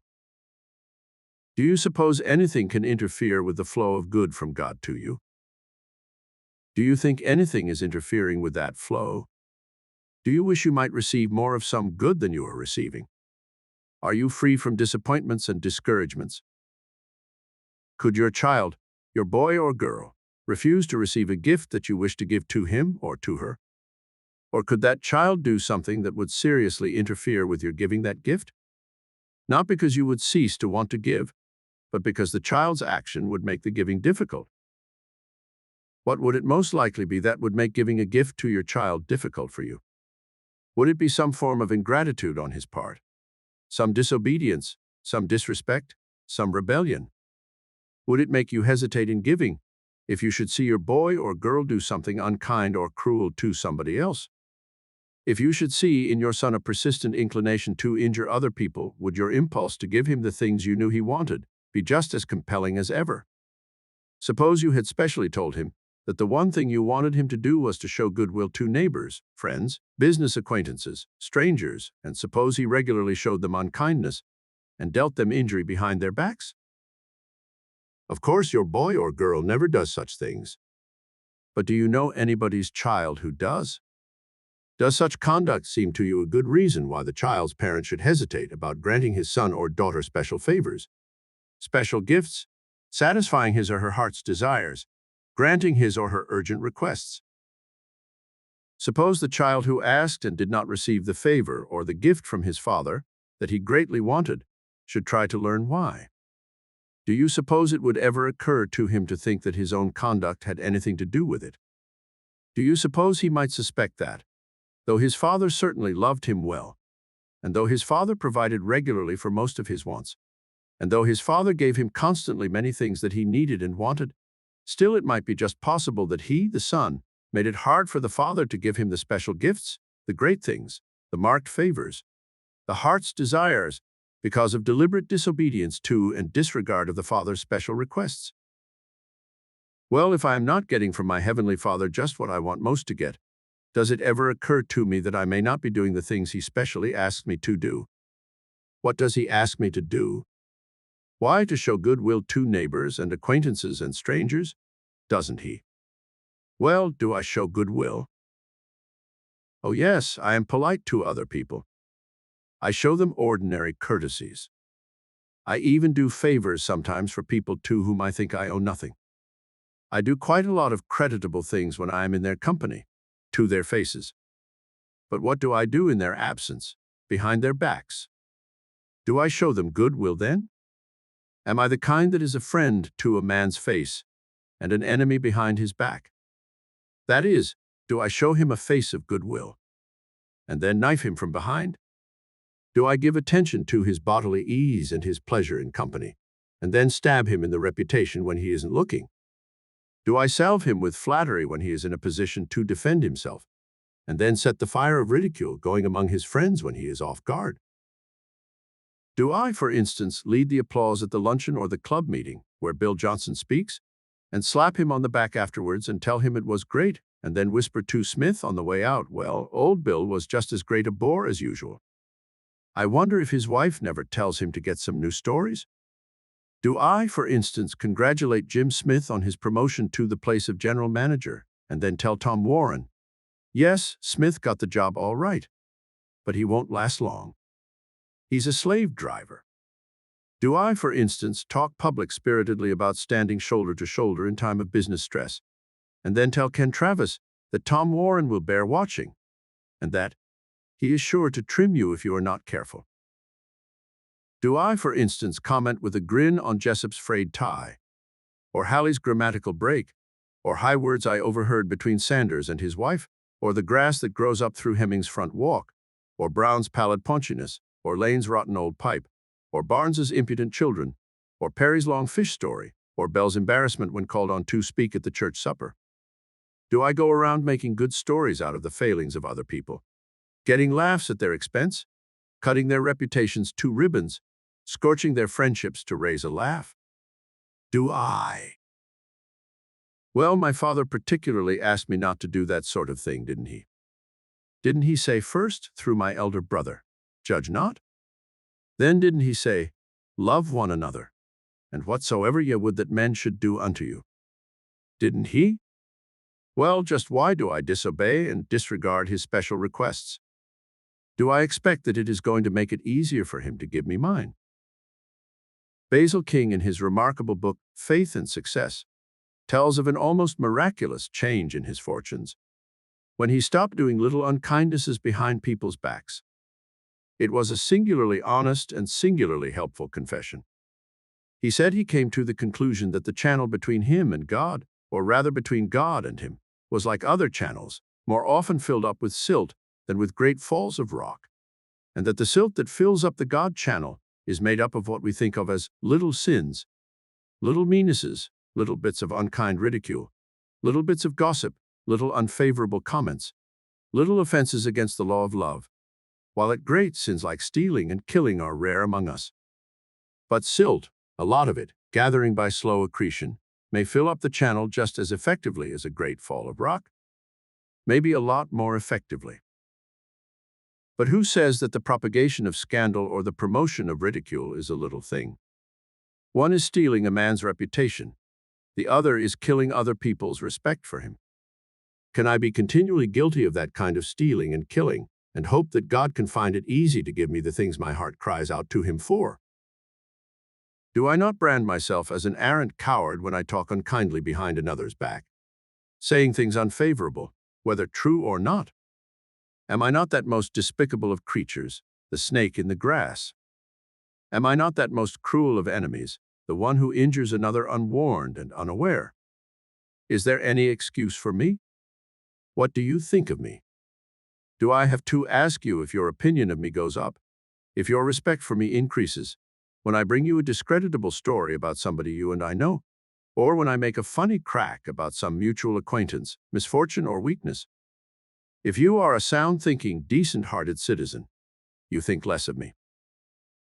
Well, is God a sound-thinking, decent-hearted citizen or not? How do you suppose he looks at me? Suppose you say, but God is not a person to be offended by my misdoings. No, perhaps not, though God is everything that man is, isn't he? But suppose we say that God is law. Does that make it easier for me to adjust my meannesses, my unkindnesses, my cruelties to his standards? If God is law, what is that law? Is it the law of love? If so, how can there be any harmony between his ways and mine, if mine are the ways of the snake in the grass? If there is a channel between him and me, what is that channel for? What is supposed to flow through it? What do I want to flow through it? Good. Well, what chance has good to flow through that channel to me if I stuff it with dirt? The dirt I do to others behind their backs? Maybe there is a revelation in this for you, as I think there was for Mr. King by his own account. He tells his own story in the book I have mentioned. He says his luck changed the very day he stopped dealing in mean gossip and ridicule of others. He says that instead of having to go after the things he wanted, they began to come to him. He was blessed, so much blessed, that he had to tell the world about it. Sometimes we wonder why it is that we do not get the things we pray for, the heart's desires we cherish, even the good things, the generous, the unselfish things that we want for others only, not at all for ourselves. We can't understand why God withholds them, why He is so stingy with us, why He doesn't make good His word, why He doesn't open the windows of heaven and pour out what we want so much. Well, how can He? Maybe the channel is all clogged up with our dirt? Remember, obscure causes are responsible for the results that we see in the world's affairs, as in the body's health. Little things are more often than not the causes of the great evils. A sliver under the fingernail could spoil a great diplomat's effectiveness in debate. A corn could ruin a love affair. A blister might sap a hero's courage. A bad tooth might cause rheumatism in an ankle. Too cold a shower on too warm a body might paralyze the spine. A snappish temper at the breakfast table can make a headache all day, yours or somebody else's. Continual pampering of an appetite can send a man under the surgeon's knife. Do you think it is a departure from the teachings of truth to speak in such terms? Truth has to do with the operation of law, not with sentimental notions of poetic justice. Whatsoever a man soweth, that shall he also reap. That is the law. That is the law of love. Now, talking about a law, or a principle, or a method never got anybody anywhere. If I am not satisfied with what God is doing for me, here is a tip to follow. I can look into this channel of mine and see what it is filled with. If I am convinced that the channel between God and me cannot be filled up by any means whatever, if I have that rash notion, I can at least recognize that the channel of goodwill between other people and me can be filled up most quickly and most surely and most effectively by just the kind of silt we have been talking about. I said a little way back that you might hate me if you discovered me to be a backbiting gossip monger, whether the gossip was about yourself or about somebody else. Well, don't you suppose that your feeling toward me might interfere with the flow of some of God's good to me through you? Wouldn't a closed channel between you and me, closed by my meanness, have anything to do with God's supply to me? If not the channel between you and me, certainly the channel between some other human agent of God's distribution of good in me. For God distributes His good through human agents more often than not. See what it comes to. Why it comes to this. The only way I can serve God is by serving my neighbors. Didn't Jesus say, "Inasmuch as ye have done it unto one of the least of these my brethren, ye have done it unto me"? God sends me most of my reward through my neighbors. You can be just as hard-boiled about it as you want to be. But you can't go back of the fact that the goodwill we get is sure to be proportioned sooner or later, right here on Earth, in Kansas or Chicago or Seattle or Boston or Waterbury or London or Paris, to the goodwill we give out. So why not reckon with this element in life? Reckon with the fact that great disappointments and frustrations may be due to obscure causes. Little things like unkindnesses, white lies, bluffs, evasions, cowardly treacheries, betrayals of truth. Let us reckon with this idea a while and see if results may not amaze us. Results of right action are always amazing. Chapter 7. Thinking about thinking. Now, let's think about thinking. There is a popular superstition that the public does not want to think. Where it came from or who is sponsoring it would be hard to discover. But it is refuted and exploded before our eyes. Everybody who has lived long enough to become aware of having any interest in anything finds pleasure in thinking. That he does not think about your pet subject or mine is no indication whatever that he does not think about his own pet subject or love to think about it. You and I think about what we are interested in. It is the greatest pleasure we have. As often as not, we do not realize it. We do not know the source of the pleasure we enjoy. We fancy that it is the easy chair, the satisfactory dinner, the comparative peace in the house after the children have gone to bed, or the opportunity to let go after the strain of the day, thus soothing our nerves, relaxing our muscles, taking the burden off our brain. But it is not any one or all of these. It is the sheer satisfaction that always comes from letting loose the one great faculty that we possess. We do the average person a great injustice in assuming that he does not think or that he does not want to think. Because he seems to take some of his opinions ready-made from newspapers or from other people, Why should we conclude that he has no ideas of his own? As a matter of fact, as soon as I fall in with this notion that he does not think, I am falling into the very shortcoming of which I am accusing him. And when I do that, I prove only one thing, that I am just like him, that I think clearly about some subjects and muddily about others. Why? Because I am interested in some subjects and not in others. It is frequently said by people who profess to have studied the subject that thinking is an exceedingly difficult and unattractive job. We accuse average folks of dodging the task of thinking whenever they can. This charge is not true. If you and I do not choose to think about one subject, it is because we prefer to think about another. But think we do, and get out of it not merely most of our fun, but all the fun we have. You will probably grant that a boy is as natural a specimen of the human family as we can choose, for an example. If your boy does not show any aptitude for study in school, you and his teachers are prompt to unite in declaring that he finds it hard and distasteful to think. But try him. Give him something that vitally concerns him, and he will think original thoughts. Suppose your boy gets interested in a printing press, in building a radio receiving set, in collecting stamps, in devising football plays, in any pursuit that gives him a chance to think. He will think. He will think so hard and so earnestly and so feverishly that you can scarcely get him to go to bed at night, and he can scarcely sleep after he gets there. He will pore so steadily over catalogs. He will write so many letters. He will go so far out of his way to reach sources of information and supplies that he will give you concern for his health. He will spend his pocket money on his hobby, and he will work as you never saw him work before to get more for the purpose. He will desert the playground and go without his meals if you will let him, to give his undivided attention to his pursuit. Why? Right here is where we so often befool ourselves. We suppose that it is because he takes pride in some achievement, wants some result. But it is not that at all, for as soon as the thing is achieved, as soon as the result is accomplished, he drops it and cares little for it. And to your unintelligent despair and mine, he rushes off on a new tangent, after a fresh hobby. The reason is simple, as a boy's reasons always are. His whole pleasure in the first undertaking, and his whole pleasure in the subsequent ones that successively draw him away, lies in the thinking about them, and not in the mere possession of the result. Possession is nothing, says he. Watch your little girl building or arranging her doll's house. It is tremendous fun, absorbing every faculty just as long as it is in the doing. But when it is done, energy flags, concentration vanishes, busy hands drop, weariness appears. But let someone with a working imagination suggest a new use for the doll's house, for entertaining doll guests, getting up a doll dinner, giving a doll party, and little daughter takes fire again and is not tired at all. Why?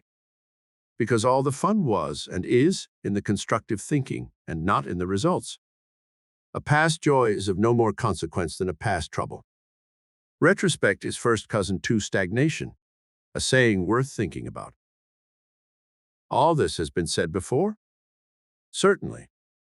But it is worth reiterating as long as the foolish statement is reiterated that people do not want to think, that they find it hard and distasteful to think, and that they will go to all lengths to avoid thinking. The answer to the reiterated lie must be the reiterated truth. And the reason for discussing it again is that thinking, being the most important thing in life, as is admitted both by those who consider it fun and by those who do not, is worth thinking about, is really tremendously interesting to think about. It may be that our psychologists believe, as they sometimes teach, that you cannot touch this subject without running into complications. But for the ordinary man, there are no complications about it. To him, thinking is as simple as eating and more amusing. Let us then consider a few examples among the adults. When a man has accumulated 24 millions or so, we are accustomed to saying that he can enjoy only a small portion of them. We say that he keeps on accumulating not because God he wants the millions, but because he wants power. As he gets power, we see him reach for more power, and we say that he is insatiable. We do not grasp the essential fact that primarily he wants neither the millions nor the power, but the joy of getting them that lies in the joy of creative thought. The woman who goes in for society has the same motive and achieves the same result in kind. But both the man and the woman become restless, dissatisfied, miserable, the moment the achieving process comes to a pause in achievement. Yet we call achievement success. It is nothing of the kind. It is the achieving that is success, for success is in finding happiness and in nothing else. If you miss the joy, you miss all.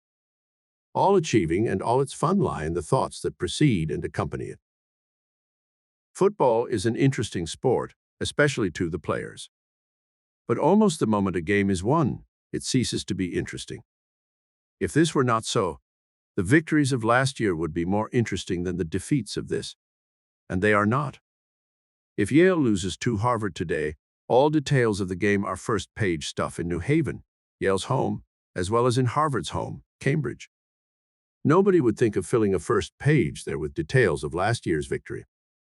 Why? Because the joy of football is in the game and not in the winning.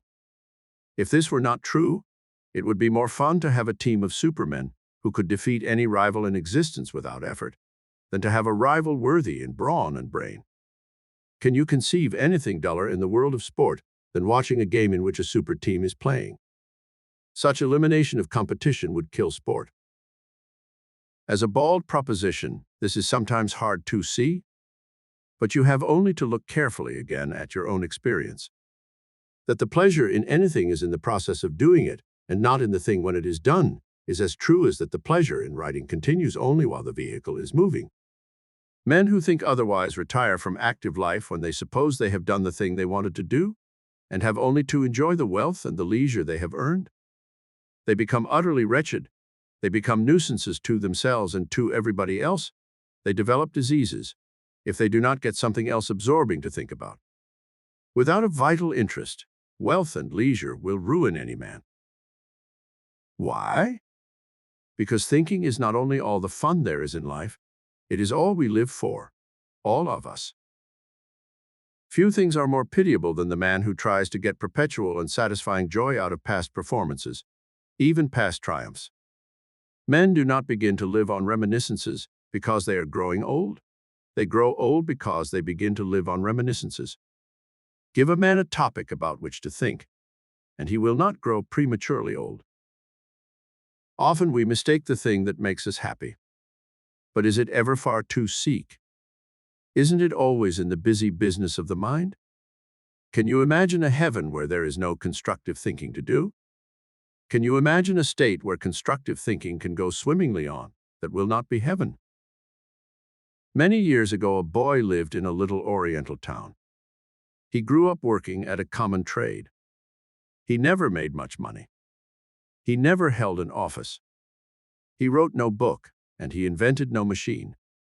He was neither doctor, lawyer, merchant, prince, nor soldier. In early maturity, he was put to death for daring to think that certain popular superstitions were bunk and saying so.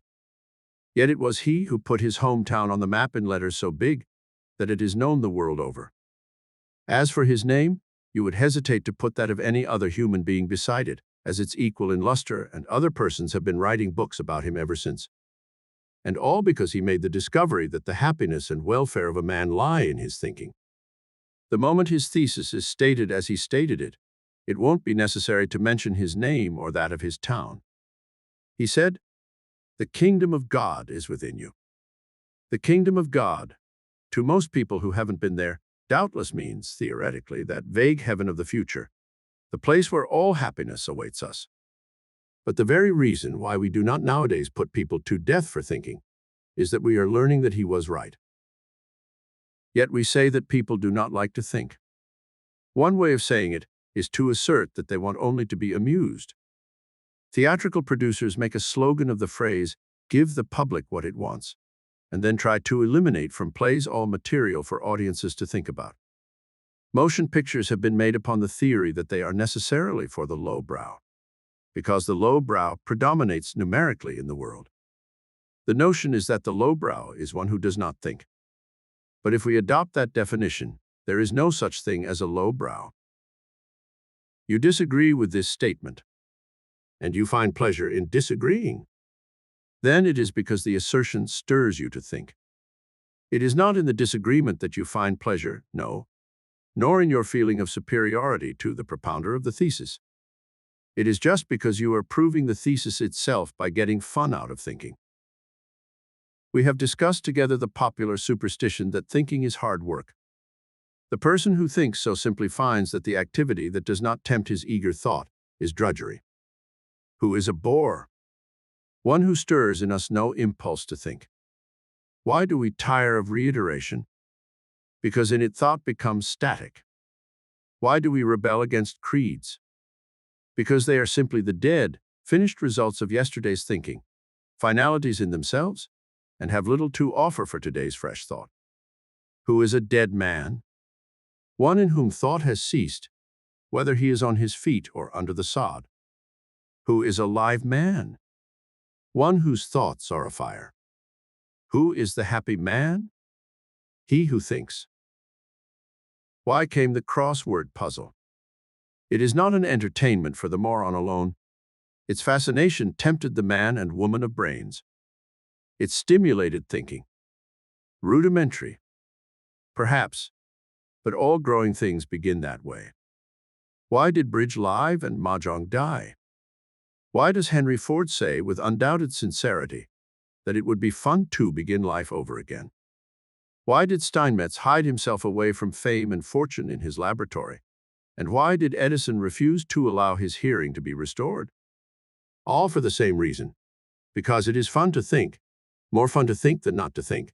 So much fun that men cast aside an occupation that rouses little thought for one that rouses more. Anticipation is 9/10 of the joy of life, because anticipation is constructive thought. One who does not anticipate never enjoys anything. You say that an unexpected gift may give pleasure, even when the surprise of it has allowed no opportunity for anticipation. It gives pleasure in exact proportion to the anticipation that it stirs as to the use of the gift. Give a woman a new car. She rejoices in anticipated riding or parading. Give her the same car in a country without roads or spectators, and where is her pleasure in it? Elect a man to office.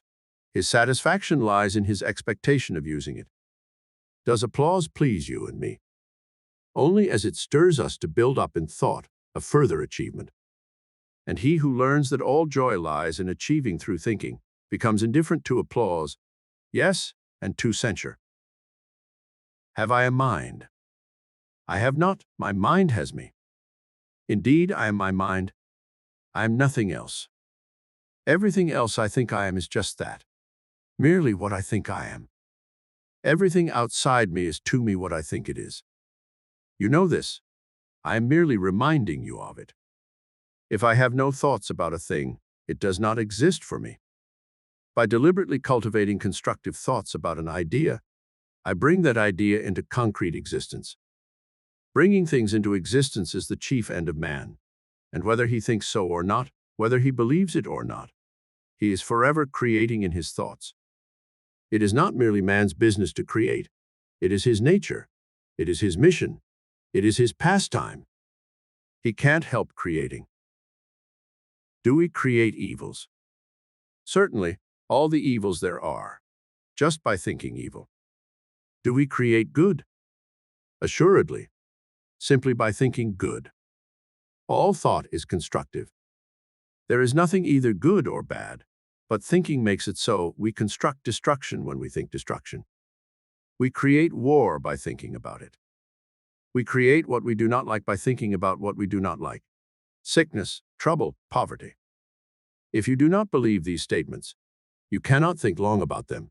Really think, honestly think, without becoming convinced.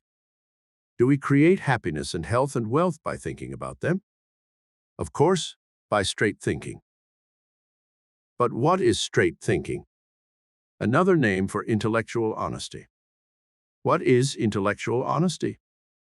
It is looking squarely at any subject, seeing it as truly, as frankly, as unequivocally, as self-forgetfully as we can. It is seeing a thing without allowing any outside consideration to influence our vision of the truth about it. It is simply allowing our intelligence and imagination to take hold of truth as we know it. We all know the truth when we see it, and we can see it by looking for it.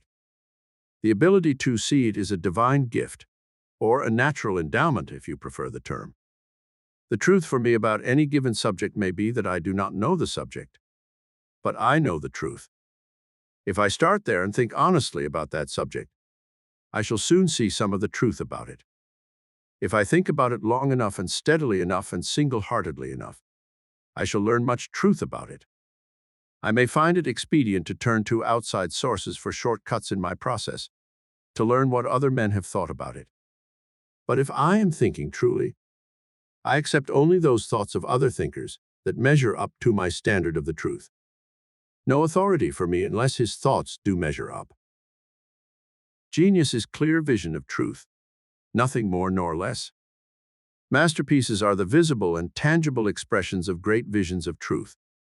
Carlyle said, "Genius is an immense capacity for taking trouble."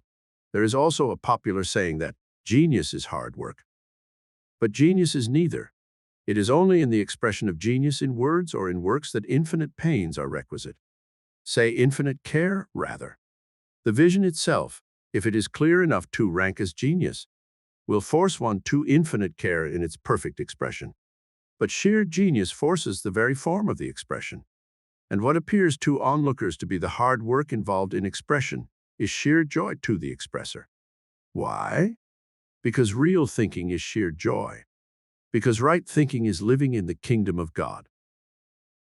Men fail of expressing the vision of the truth only when they allow themselves to be influenced in their thinking by some consideration other than the expression of what they have seen. Fix your eyes on the effect that you aim to produce, and at once you are looking away from your vision of the truth and are ceasing to see it clearly. At best, you then see it obliquely, with consequent foreshortening, distortion, loss. Consider your phrases, and your attention is distracted. In this distraction lies the difference between the divine flashing of the truth and clever phrase-making. And when and only when you attempt to be clever, the thing becomes work. Form dictated by an eye to opinion destroys itself. The moment anyone bows to an authority outside himself, he blindfolds his inner eye and ceases to create. He becomes a mere assembler. All art, all invention, all revelation come through the inner eye. Only outside considerations blind us to the true vision. Consideration of the critic's attitude toward the expression, of the editor's judgment, of the buyer's fancy, of the public's estimate, of the box office results, of reputation, of reward, of fame, robs us of the ability to see. Yet truth is what the world strives for, pays for, weeps for. Because so few of us realize this, the world at all times perhaps, is starving for truth. Because it cannot find the real thing, it grasps at the half-truth. But no man needs to starve for truth. It is more plentiful and more accessible than bread. It comes plentifully to the man who discovers what fun it is to think, who realizes where the fun comes from when he is thinking. Every normal man is a potential genius, because it is divinely given him to see truth, if he will, and to let it express itself through him in the form that it selects and shapes. The common man is a divine creature. He has only to let himself appear what he is, instead of trying to appear what he wants somebody else to think he is. We wreck the very genius of our children by forcing considerations upon them. We wreck our own supreme gifts by clinging to the considerations that somebody has imposed upon us. We destroy the most marketable quality of what we have to sell by striving to put into it marketable qualities, by not realizing that we cannot paint the lily. We have only to pick it with infinite pains to preserve its perfection. Coal would burn no better if we gilded it. Wheat loses food value as it becomes white flour. This idea is as old as the hills, and so is gold. But to each man who discovers it for himself, it is forever new and marvelous, as is the fresh outcropping of precious metal to the old miner. Every human being carries around with him an unworked mine, in which lie all the happiness, all the well-being, all the pleasure that he will ever get. Here, then, is a formula. If you are not happy, try thinking. Let your mind select the subject that most fascinates it. Ask of your own mind the truth about that subject.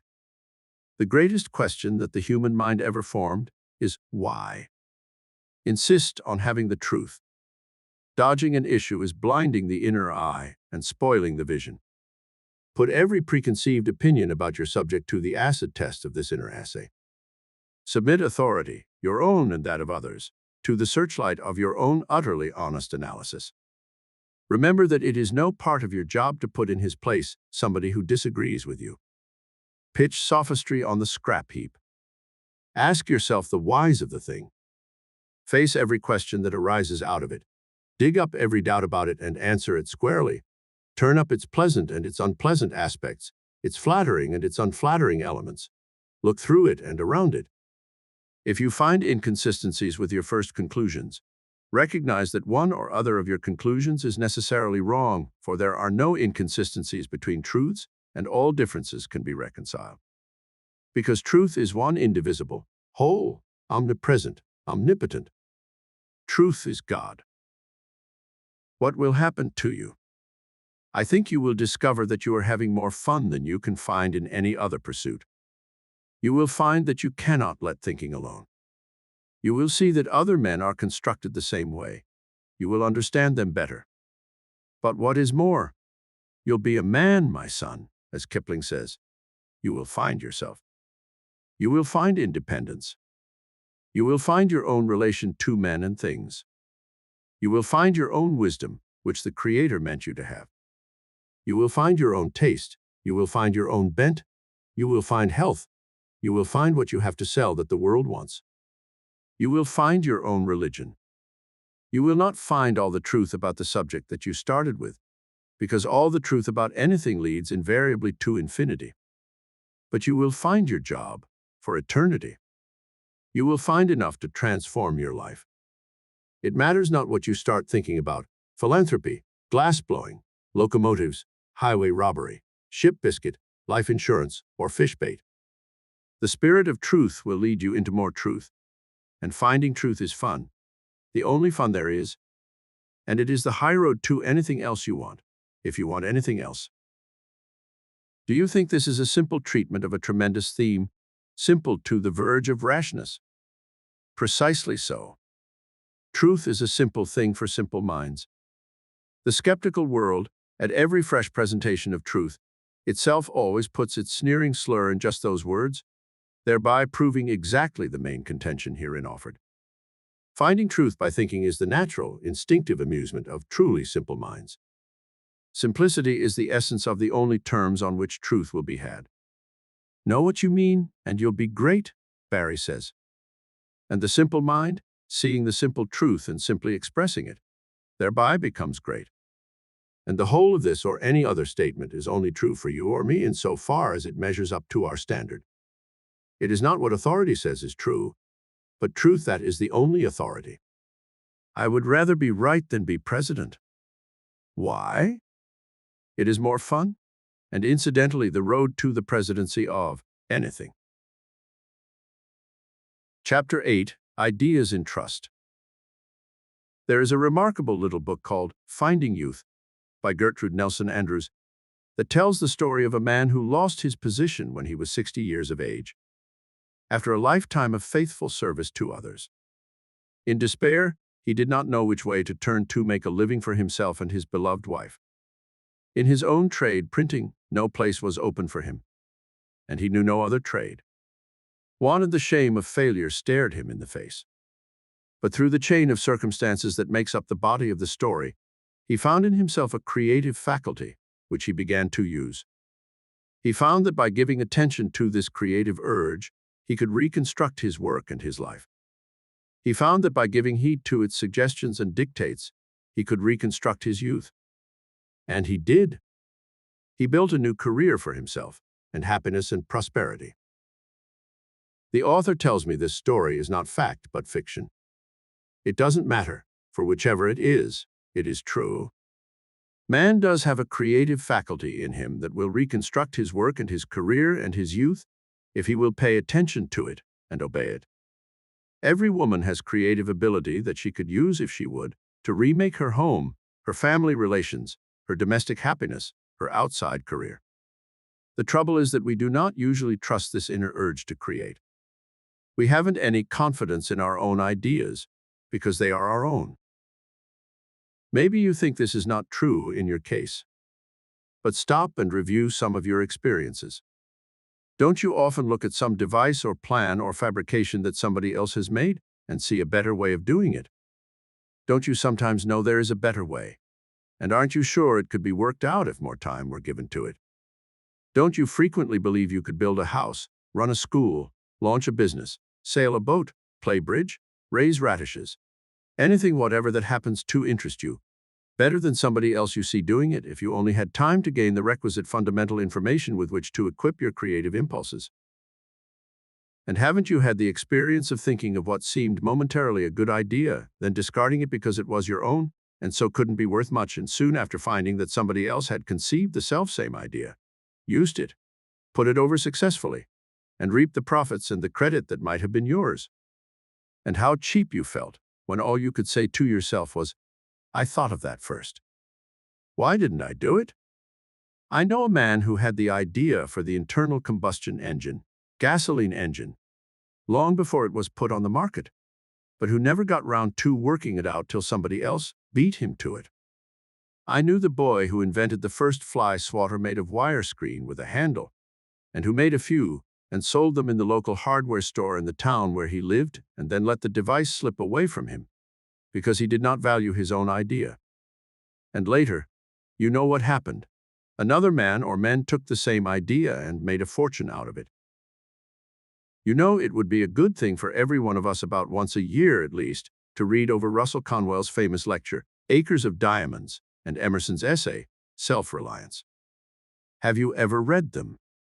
Could you read them without a tremendous stir inside of you, urging you to go and do the thing that you wanted to do? Carry out your idea, build your structure, execute your plan, win your prize? Well, as Emerson says in that very essay, that is the creative urge within you stirring for expression. And that very urge, in the man or woman who pays attention to it, is the source of achievement and fortune and fame and usefulness, and the only source, because it is the voice of the Spirit offering guidance, just as much and just as truly as conscience, rebuking our mistakes, is the same voice dealing with another theme. The English writer A.C. Clutton-Brock has written 2 books that every truth student could well afford to read. One is called What is the Kingdom of Heaven, and the other Studies in Christianity. In one of them, he calls attention to the fact that every person has within him what might be called an artistic conscience that tells him what is beautiful. And he goes on to say that this is the voice of the Spirit within. Then he argues that this same voice tells us also what is true in experience, as surely as the ear tells us the true ring of genuine silver coin. The same voice tells us what is right, what is kind, what is honest. And it is the same voice that tells us what to do and how to do it, that urges us to create useful, beautiful, amusing, delightful things. And if we only would listen. Oh, it's the tragedy of life that we don't listen. Perhaps it is your own personal tragedy at this moment that you are refusing or neglecting to listen to the voice that is telling you exactly what would get you out of your troubles and into your highest happiness, if you would only obey. And maybe you haven't the courage of your own ideas. Maybe you think they are no good because they are yours. Perhaps it never really occurs to you to trust them because they are yours. Perhaps you tremblingly guess that they might be some good if only somebody else thought so, but you don't dare to propound them or execute them or work on them because they are yours. But oh, my friend, they are not yours. They are simply offered you for use, like everything else we call our own in this world. And these ideas that press upon us for utterance or expression, they are not merely something we have the privilege of expressing. We have an obligation to express them. We have the option. Oh, yes. The option whether we will express them or not. We have the option whether we will do something worthwhile in the world's thinking, in invention, in industry, or remain merely followers and trailers of the men and women who do use their ideas and lead. Now the purpose of all meditation, of all going into the silence, of all listening for the voice, is to receive ideas. Sometimes ideas pop into our mind when we are not consciously seeking them. Sometimes they come as the result of deliberate seeking for them. Sometimes they come promptly and easily, sometimes after long labor and cudgeling a brain. And sometimes they come after we have given up the effort to get them. They just rise up out of the subconscious mind, like people whom we have invited to dinner, and who come after we have given up expecting them. Some of us study this operation of going into the silence, yearning and longing for the rewards that it promises, yet utterly overlooking the ideas that come to us in our silent thought, just because they are not exactly what we expected. I knew a man who was working on an invention. His purpose was so dear to him that he began to think that it might be wrong in him to cherish it. He was a student of truth, and so tried to practice the silence to learn what was right for him to do. But he found that whenever he tried to get still and listen, all he would get would be a mind full of seething ideas for his invention. He tried desperately to crowd them out of his thoughts, to think only of abstract good, to look for abstract guidance, but he found himself helpless against the inrush of ideas for his invention. Finally, in despair, he turned away from his efforts after guidance and went back to working out his invention, using with half a sense of guilt some of the ideas that had come to him when he was trying to meditate. And lo, his invention began to work out and ultimately became a success, and the inventor prospered. And then one day he woke up to the fact that all the time the voice had been trying to tell him exactly what he wanted most to know, while he himself had been trying desperately not to listen, or rather trying desperately to hear something else that he thought he ought to hear. That is a great trouble with many of us. We try so hard to hear something we think we ought to hear, or something we simply want to hear, that we fail to hear the actual voice at all. Inspiration, your own creative urge, waits in your heart, and it will transform your life, your career, your happiness, your prosperity, if you will only listen and let it. It will tell you what you want to know, or how to learn what you want to know. Sometimes it will tell you to go and learn what other people have learned and said or written about your problem. Sometimes it will tell you to go to work and do the best you can, and trust for results. Sometimes it will give you a great flash of illumination, with the whole plan of your enterprise complete in a picture before your inner eye. But usually it works for you a step or two at a time, and works as you work. Goethe, the famous German poet, expressed in a familiar verse one of the best of all methods of getting ideas, namely illumination, guidance. Are you in earnest? Seize this very minute. What you can do or dream you can, begin it. Boldness has genius, power, and magic in it. Only engage, and then the mind grows heated. Begin, and then the work will be completed. That verse has a world of inspiring helpfulness in it. Goethe seemed to know how God likes to work with us. God has a way of helping us when we start to do something for ourselves. We get along better when we begin. We obey the commandments, the urge, the inspiration, begin to obey, and then the reward begins to come. Try that way. Results will surprise you. Of course, we don't rush to work things out in wood or steel or marble or printed page until we have first worked them out in mind. But begin. Begin with the execution of the first glimmer of your idea. And often it will seize the pencil or the chisel or whatever the implement or instrument of your craft may be, and do the thing for you, or seem to do it for you, and amaze you with the usefulness or beauty or both of the product. Trust the voice, believe in the idea, begin to work it out. There's magic in it. Chapter 9. Self-expression. We hear often enough that education is the bringing out of the pupil's ideas, inducing him to express himself, or better, leading him to let the spirit of truth within him express itself through him. I hear that my work in life is to express God, to let God express himself through me. I believe that, and I try to act upon it because I accept the idea that this power in which I live and move and have my being is God. Certainly, this is the power I call God. So God's attitude toward me is that of trying to induce me to express him. As I try to express his attributes, love, truth, life, wisdom, power, I invite God himself to express himself through me. Perhaps this idea will be clearer if we state it in another way. It occurs to me that the greatest happiness, yes, the keenest pleasure, if pleasure is what I want, is this expression of myself. God gives me that pleasure by inducing me to express myself. I learn tremendously as I endeavor to express myself. I become astonishingly happy. I find myself irresistibly attracted to God because He lets me express myself. And these things being perfectly obvious to me, it becomes suddenly obvious too that God's method is a singularly good one, that if He gives me education, delight, pleasure, by leading me to express myself, I shall be expressing Him still further and still better if I adopt His method with anyone whom I want to help. Instead of laying down laws, preaching, arguing, why do I not try to induce my friend, my pupil, my wife, my child to express himself?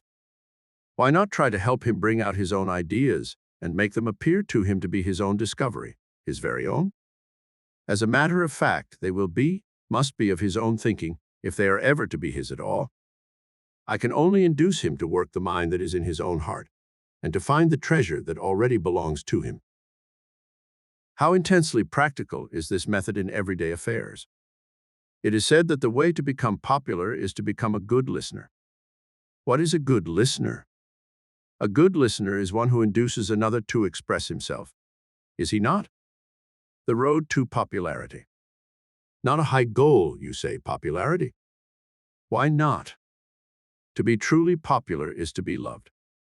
If you love, you cannot avoid a return in kind. If you would have influence, you must in a sense be popular.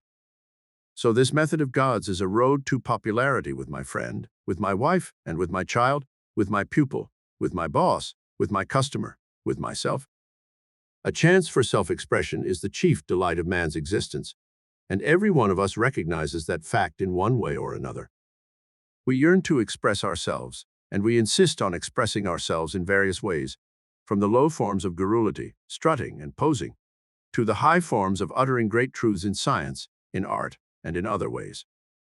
Perhaps the highest form of self-expression may be the inducing of another to express his true self. After all, maybe I accomplish that when I express the highest truth that I find within myself. Suppose I am a sculptor and make a wonderful statue that expresses the everlasting truth that is in beauty. I thereby induce everyone who sees my work with appreciation to express in his very appreciation something of that same truth. Do I not? I am a sculptor, carving a statue of character to express all that I can of the truth of God's infinite beauty. My very purpose in carving the statue must be to express God, so that others will express Him in their appreciation. That sounds like a bold statement, but look at it in the light of Jesus' command. Let your light shine. Of course, my purpose is to win appreciation not for my little lowercase self, but for the true beauty that I express. The successful teacher is he or she who leads the pupil to express the self within. A teacher becomes great in proportion as he leads his pupil to the greatest self-expression. Education is the bringing out of the pupil's powers. Sometimes we hear people say, "I'm going to teach that fellow a lesson," implying that the intention is to make the lesson a bitter one. If such an idea occurs to me, I should do well to stop and consider whether the lesson is really one that I wish to teach. If it is, the only way to teach it is to bring out in that person the power to grasp the idea that I want him to grasp. I cannot bring the idea home to his mind by any other process. And when I wish to teach another a lesson, it might be well for me to stop and make sure that I know the lesson myself. A lesson in justice cannot be taught by injustice. A lesson in mercy cannot be taught by cruelty. A lesson in humility cannot be taught by arrogance. A good lesson cannot be taught by a method that is not good. It cannot be taught if the teaching is accompanied with any emotion or feeling that is not good. Good can be conveyed only lovingly, and love teaches no one a lesson with intent to make it bitter. By the same token, God, who is love, will teach me no lesson with intent to make it bitter. God tries to induce me to express Him and to look for His expression in everybody and in everything. Where I look for God, I find Him. Expressing God, that is my whole work in life. What is expressing God? It is letting His attributes, life, love, wisdom, power, truth, flow through me into the visible. I am eager that God should express Himself through me as health and prosperity. Then all I have to do is to let Him express Himself as love and truth. For God is not a group of separate attributes. He is one, all his attributes a perfect whole, inseparable, and I cannot let one attribute flow through me to expression without allowing the others to be manifested also. If I let love and truth seep through me, health and prosperity will seep with them. If I let love and truth gush through an unblocked channel, health and prosperity will gush with them. God himself cannot send part of his attributes through me. He must send all or none. I cannot express truth without expressing wisdom. If I would be well, I have but to serve and to be kind and true. If I express any attribute of God perfectly, the other attributes will be expressed proportionately. So if it is the way of God to induce me, to encourage me to express him, how better can I express him than by adopting his way and encouraging expression in everybody with whom I come in contact? And if I help others to express God, the instant result is that God expresses himself again through them to me. If I want God to speak through my mouth, I must first let him think through my intelligence.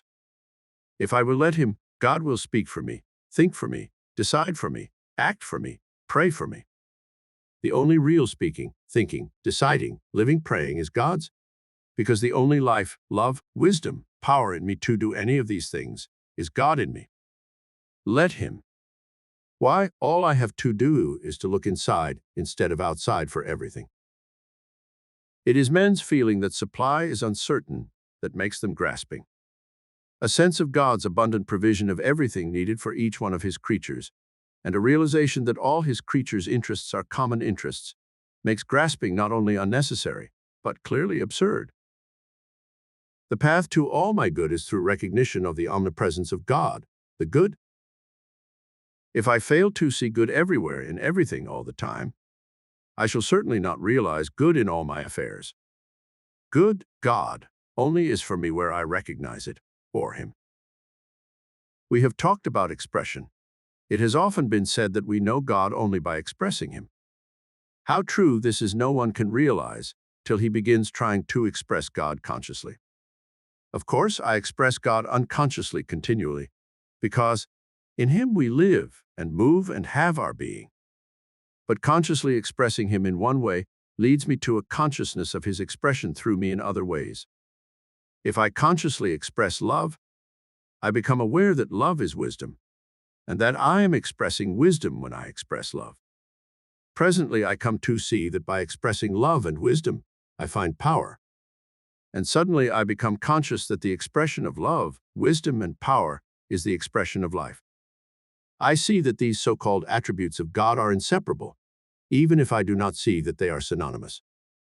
As I go on in my conscious experience, I shall find constantly growing a consciousness that they are synonymous. Now, as I express the attributes of God, I begin to be aware of the same attributes expressing back to me. I cannot be kind to a dog that he does not give me his friendship. I cannot care for a flower that it does not bloom more richly for me. I cannot deal truthfully with men that they do not begin to reciprocate by dealing honestly with me. I cannot turn a friendly face to the world that the world does not begin to be friendly to me. And suddenly again I realize that these attributes of God are elsewhere besides in me. As I deal with natural laws, I find that when I obey them, they always work for my good. As I deal with mathematics, I find that if I abide by the principles, the result is always perfect. Presently, I begin to see that good, God, is everywhere, in everything to which I turn in the right spirit. What is the right spirit? Why, this spirit of giving out what I want to receive.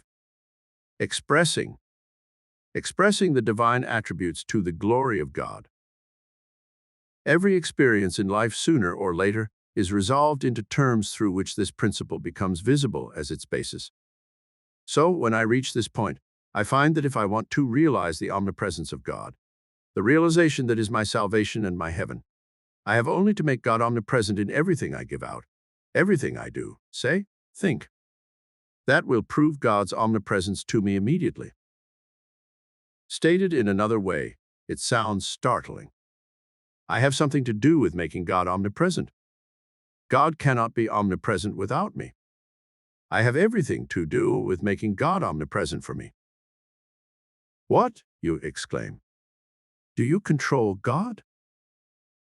Why, yes, in degree. I am God in expression. I am that spark of God which is expressing itself in me, which is individualized in me. I find God coming back to me in every return expression that my giving brings to me. Do you doubt that, O timid one, who cringes and whimpers before the idea of a God of terror, who stands apart from you, outside of you, awaiting an opportunity to smite you for daring to take him at his word? Then let us go back and read the Bible in which the truth is unmistakably told us, and realize again that it is truths like this about you and me that make the Bible true, and that it is not the fact that they are in the Bible that makes them true. Startling thoughts, indeed, but they have brought us to the great fundamental truth of being. I am one with God. I am a spark of the divine, the same as God, his son, his heir. I am not separate from God. All that God is, I am. All that God has, I have. In limited degree, you insist. Yes, but I see no limit. I shall never see a limit. But see what a marvelous law this is, this simple little law of giving and receiving. I am perfectly sure that all I have to do is to begin living by it, and it will lift me to the heights, bodily, mentally, spiritually. It will give me wings. It will transfigure and translate me. See how marvelously wise was that simple man of Nazareth when he said so simply that what we want to have done to us, we have only to do to others.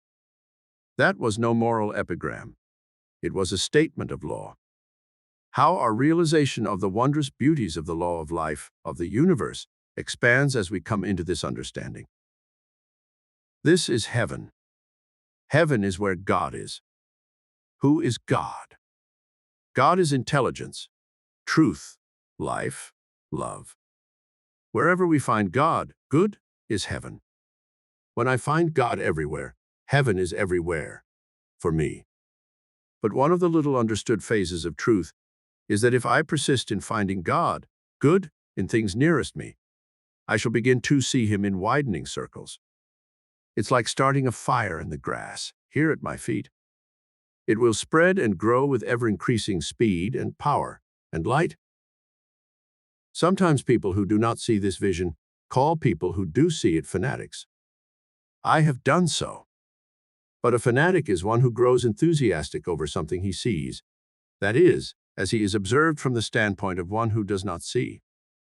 Looking through a telescope, I become enraptured with the beauty of the stars. Or looking through the microscope, I become enthralled by the wonders of cells. To one who does not look through or understand my instrument, I am a fanatic. Observing merely my reactions, he easily calls me an insane fool, which is what he means when he calls me a fanatic. And looking through the lens of spiritual vision and seeing God omnipresent, oh, yes, in the stars and in the cells alike, in myself and in you, I grow fanatical in the eyes of my neighbor who is ignorant of the lens or ignores it. God help him. But is there anything surprising or unnatural about it? You don't blame a miner for shouting in mad delight when he discovers gold. Well, why shouldn't I be fanatically joyous when I look into heaven? What is heaven? The sum total of perfection. Whatever you like. Wouldn't you be a fanatic? Would you like to find it too? Well, begin looking for the omnipresence of God. Looking first to see his presence in all that you say, do, or think, in what you give out. Just do unto others as you want them to do to you. It is just as simple as that. Of course, God is omnipresent. I merely become aware of it. Chapter 10. Waiting. It is almost funny sometimes how we get ourselves all primed with good purposes, to love and trust, to give out what we want to get back, to do unto others what we want them to do unto us, and then the minute we find some trouble bobbing up in an unexpected way, we get all upset and confused and scared and grasp at the first expedient that suggests itself for combating infringement upon our rights, for getting our own way, for avoiding humiliation, for saving our face. It would be funny if it weren't so tragic. How we do despair at our failures, when we ought to laugh at ourselves. It seems sometimes that when troubles face us, our first impulse is to fight, resist, snarl, scratch, bite, strike, crush. We find it hard to understand why. We grow desperate with a sense of our own unregenerate condition, our ingrained wickedness, our wretched inconsistencies. If you are like me, or rather if I am like you, which I am inclined to believe I am, we both often wish that we could find some idea that we could cling to, some phrase that we could repeat, some reminder of our principle that we could use on all occasions when trouble appears, and that would start us off just right in dealing with it, some formula or recipe for immediate first aid that we might act upon until we had time to think, until we could bring up our reserves of experience and conviction and seasoned wisdom. Sometimes I think that that is what everybody wants most, a formula, a brief rule for first aid. I've found one that helps me. Maybe it will help you. It is no hurry, wait. That haste makes waste is an old aphorism. A common observation upon the person who says or does unkind, mean, or cruel things on the spur of the moment, without malice aforethought, is that he is hasty. Hasty words, hasty acts make trouble. Why? Because they are usually said or done without reference to the spirit within, in disregard of the still small voice. Of course, there are impulsive speeches and deeds that are good. There are instantaneous responses to unexpected situations that are exactly right. There are sound decisions that lose nothing by being swift. But these are quite different from things done in a hurry. And rare indeed is the case in which it would not have been better to wait until we knew what was right. Some wise man has said that nothing is ever lost by patience. We know that much is often lost by rush. To rush is rash. As a matter of fact, it is hurry that causes most accidents. It is hurry that causes most disagreements. It causes most misunderstandings. It causes most disappointments. Hurry distracts the mind from clear thought. It drowns out the voice. Hurry rhymes with worry and belongs in the same category. We say of a man who hurries and worries that he gets all hot and bothered. And he does. And that is usually about all he gets. Unless he gets into a mess. But think. People who do really great things never hurry. Nobody who writes a great book ever hurries. The great surgeon never hurries. The pilot of a great ship never hurries. The effective public speaker never hurries. Hurry never made a friend. It defeats the lover. Hurry never builds safely. Hurry blinds the eyes to beauty. It destroys accuracy in the hand. It ruins judgment. It slurs action. Hurry is what causes heart failures and nervous prostrations. It overlooks the important things and sees only the trifles. Hurry does nothing but defeat or delay you in all sorts of things, all the way from shaving or dressing to closing the big deal or accomplishing the great result or giving the great performance or creating the great work. No hurry. Wait. What shall we wait for? Well, in the 42nd Psalm, as the Moffat translation has it, we find, wait, wait for God. And not satisfied with saying it once, the psalmist repeats it, wait, wait for God. And then in the 43rd Psalm he says it again, wait, wait for God. Well, why should I not wait for God? He is the only power that will ever give me what I want. And what he gives is worth waiting for, isn't it? Why hurry? Why hurry even when some other driver tries to steal the right of way from me? Why hurry when somebody says something disagreeable to me? Why hurry when an obstacle looms in my path? Why hurry to do something the voice has not suggested or approved? Hurry picks green apples, trips over the rug, breaks the point of the pencil. Hurry runs the boat aground, breaks the dish, burns the finger, leaves something out of the recipe, spills the ink, wastes the gas, drives past the address, barks the shin, rakes the fender, burns out the fuse, offends others, hurts their feelings, rushes in where angels fear to tread. God never hurries. Nobody knows how long the universe has been in building. He seems to take eternity as the basis for his deliberation. Being his child in the midst of my own eternal life, why should I not be deliberate? Not that God does not move swiftly. He turns the earth at the rate of 1,000 miles an hour. He sends it through space at many times that speed. He sends his sunlight traveling 186,000 miles a second. What do I know about speed? Well, there is one department in my life where I know speed without hurry. I think swiftly. I cannot help thinking swiftly. My thought is the swiftest thing I know anything about. It is swifter than light. It can travel to the outermost frontier of the universe and back millions of miles in less time than it takes light to travel a mere 186,000 miles. Why am I in such a hurry to act when I can think so quickly? Can't I afford to wait for thought? But what is thought? Thought is the creative power in me, which is God Himself within me. Pure thought that is, unclouded, unobscured by fear. Hurry is always the expression of fear. Fear that I shall be late, fear that I shall miss something, fear that I shall be defeated or humiliated. It befogs thought. That is why it is thoroughly destructive. Hurry will not wait for thought, the creative power of God in me. Hurry will not wait for God.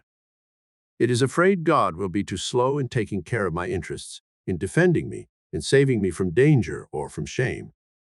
Hurry is a mad impulse to beat the speed of light, the speed of thought, with physical action.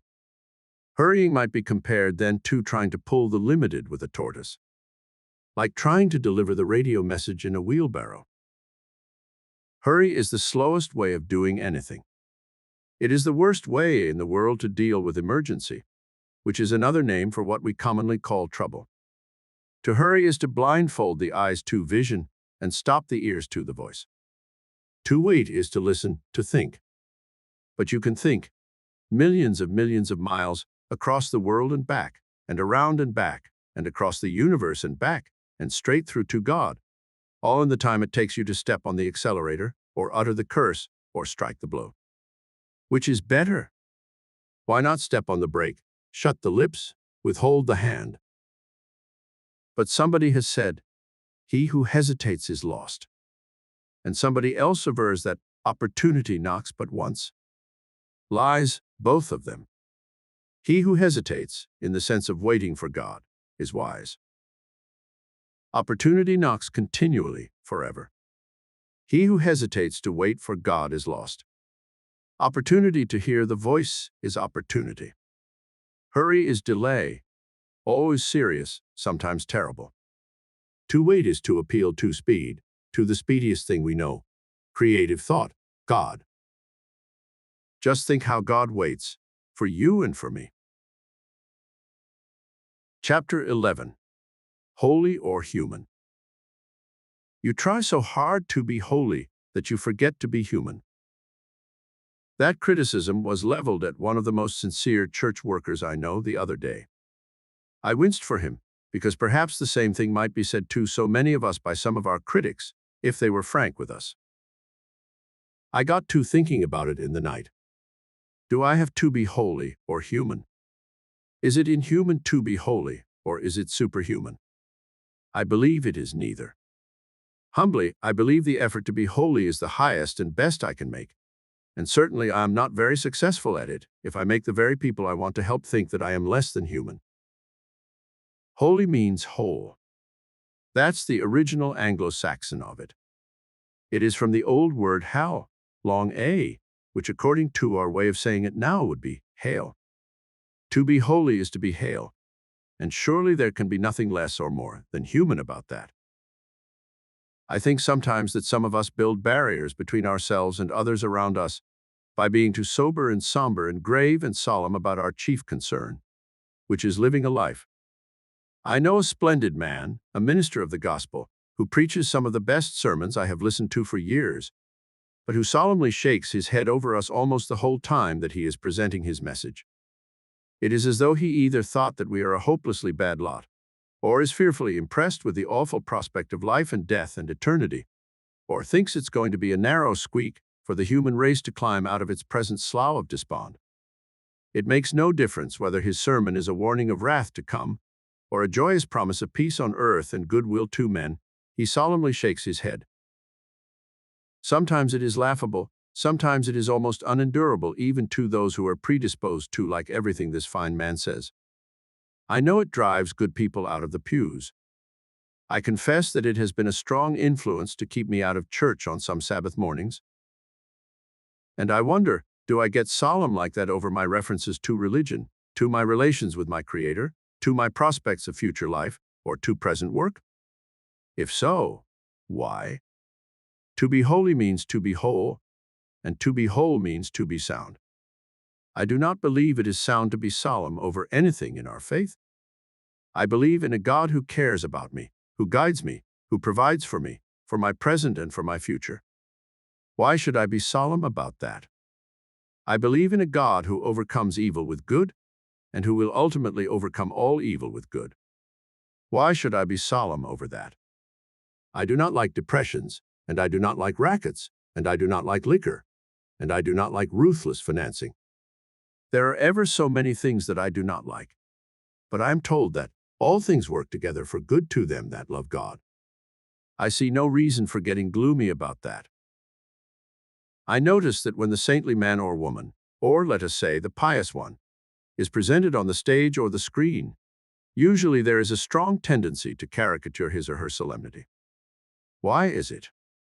You know, the clever caricaturist or cartoonist picks out the most prominent feature in the face he cartoons and emphasizes that till he makes his victim comic or ridiculous. It must be that solemnity is our religious look. If that kind of heavy gravity in a man whom I respect and honor makes me react unfavorably towards him, what sort of reaction do I induce in the average man, to whom I am just one more Christian?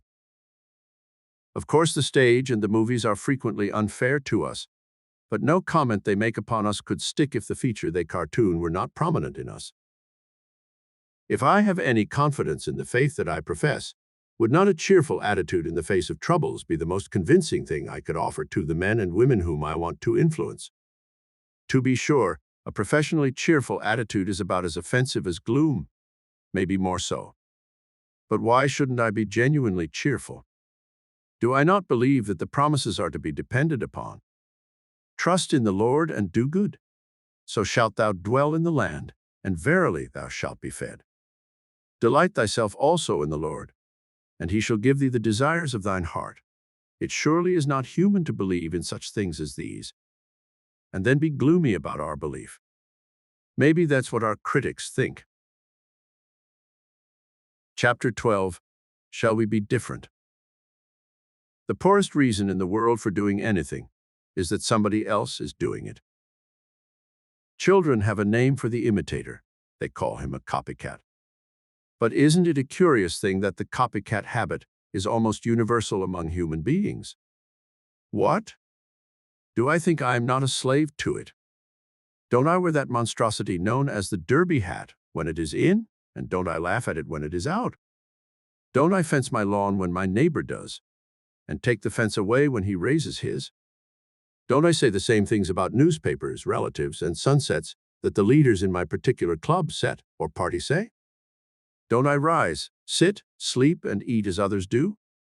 Isn't it one of my aims in life not to be queer? That is, unlike others. Isn't it pitiful? I conform. I conform to style, to custom, to mode, to trend. As I think about it, I come upon a curious anomaly. The world cries out for originality, for something new under the sun, yet slaps at it instantly when it raises its head. No one is so unpopular as he who begins to be unlike the rest.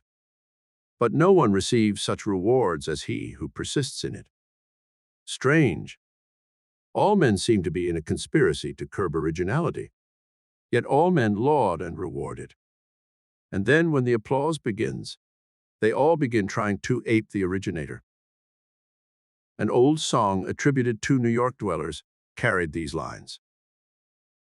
Of course, you may never be like us, but be as like us as you possibly can.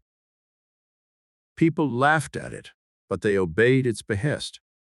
In America, there is a strange worship for what is done and said and approved and successful in New York. Nothing else will make success for a drama, or a fashion, or a slang phrase, or a salad, or a trick doll, or a pipe, or a fad of any sort, like a widespread report that it is a success or a fad in New York. And New York imitates Paris, and Paris imitates Vienna, or did, and styles run in cycles when there is nothing left for style to imitate but itself, and we idolize antiques, and history repeats itself, all for the same reason. And then along comes a man or a woman who thinks, sees an inward vision, departs from custom, manner, and convention, and is first persecuted, then hailed as a new leader for a new epoch, and becomes something to imitate again. It has been said that genius is smashing the rules. That may be an inadequate definition. Most definitions are inadequate. But it is a fact that no genius ever observes the rules. The rules. What are they? Summed up, they would read, "Do as I do, and depart not, lest you become conspicuous." And herein is another marvel. Most of us seek fame, reputation, the limelight, notoriety, yet we fear to become conspicuous because of a difference in our neckties or in the cut of our evening clothes. Constantly we strive to lead, yet forever we trail. We dream of the world's eyes turning our way, yet we strive to remove every reason why they should. We are as like as the successive impressions of the proverbial rubber stamp, which differ only as they grow paler after the inking. What does it all mean? It means not only that we are following a method that is wholly wrong, but it means also that we are flinging away our birthright, the one thing that makes us worthwhile, the one thing that makes us men, the one thing that proves us to be sons of God. We are flinging away the inner leading and looking outside for everything, from the shapes of our forks to our moral standards. Least of all do we dare to be different in our religion. But let us not fall into an obvious error. Being different for the sake of being different is the height of folly, though one almost wishes to follow such a course when he grows suddenly soul-weary of conformity. The fact that most men drive on roads is no reason why I should drive in the fields. That most men live in houses should hardly suggest to me the advisability of living in a eave. Men have tried such methods in their search for originality. You see them doing it every day. People neither hate nor applaud that sort of being different. It is merely ridiculous.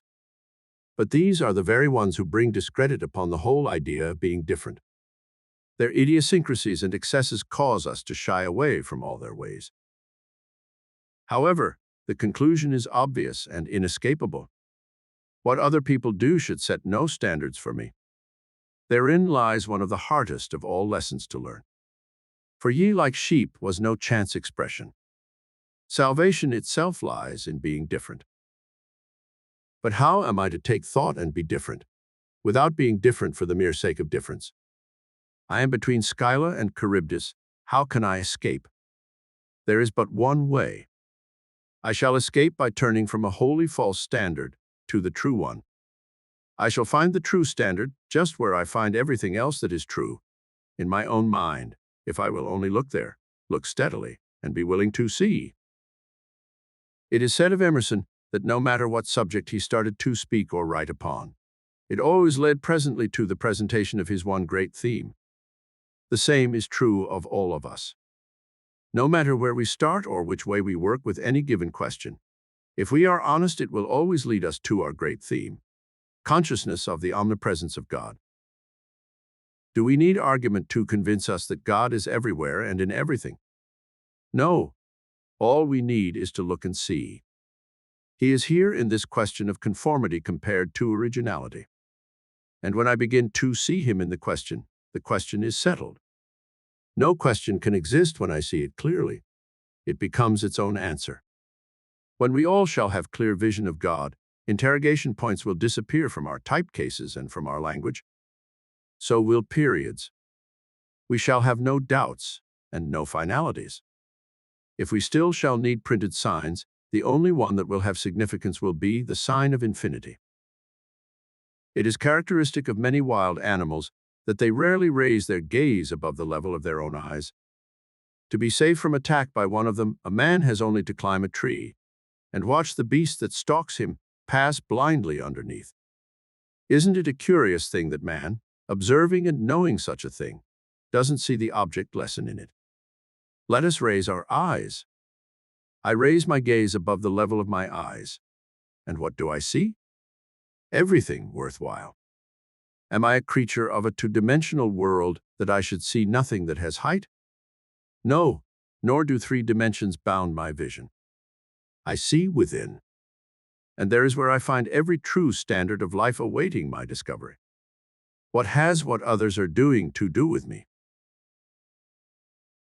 Chapter 13, Real or Counterfeit. It doesn't matter what anybody else thinks about all this. The relation between God and me is purely individual. I need no intermediary, and if I don't, surely God does not. Shall I follow any teacher? Yes, one. Jesus Christ. No other. Get light from everyone and anyone who has light for you. God sends his messages through many channels. But do not call yourself a disciple of any human being, nor be one. Do not depend on other human beings. Depend on the Christ within yourself. Yes, it is quite true that what other people think often affects me greatly, if I do not have a care. People laugh at me for believing as I do. They sneer. They think I am a pretender, a fraud, because they cannot see what I see. Because they cannot see what I see, they conclude that it isn't there. Other people have religious, philosophic, scientific faiths of their own, and they think I must be wrong because I do not think as they do. How should that affect me? Not at all, except to warn me not to get to thinking I am the only one who is right. I see people prospering while to me they appear to be doing anything but right. Others who seem to be saints have neither health nor wealth nor happiness. What about them? I wonder if Jesus did not have them in mind. All of them, the wrong-headed and the right-intentioned, when he said, "Judge not." How can I judge? I do not know another's circumstances. I do not know his habits, physical, mental, or spiritual. I do not know whether the apparent sinner is all wrong or the apparent saint all right.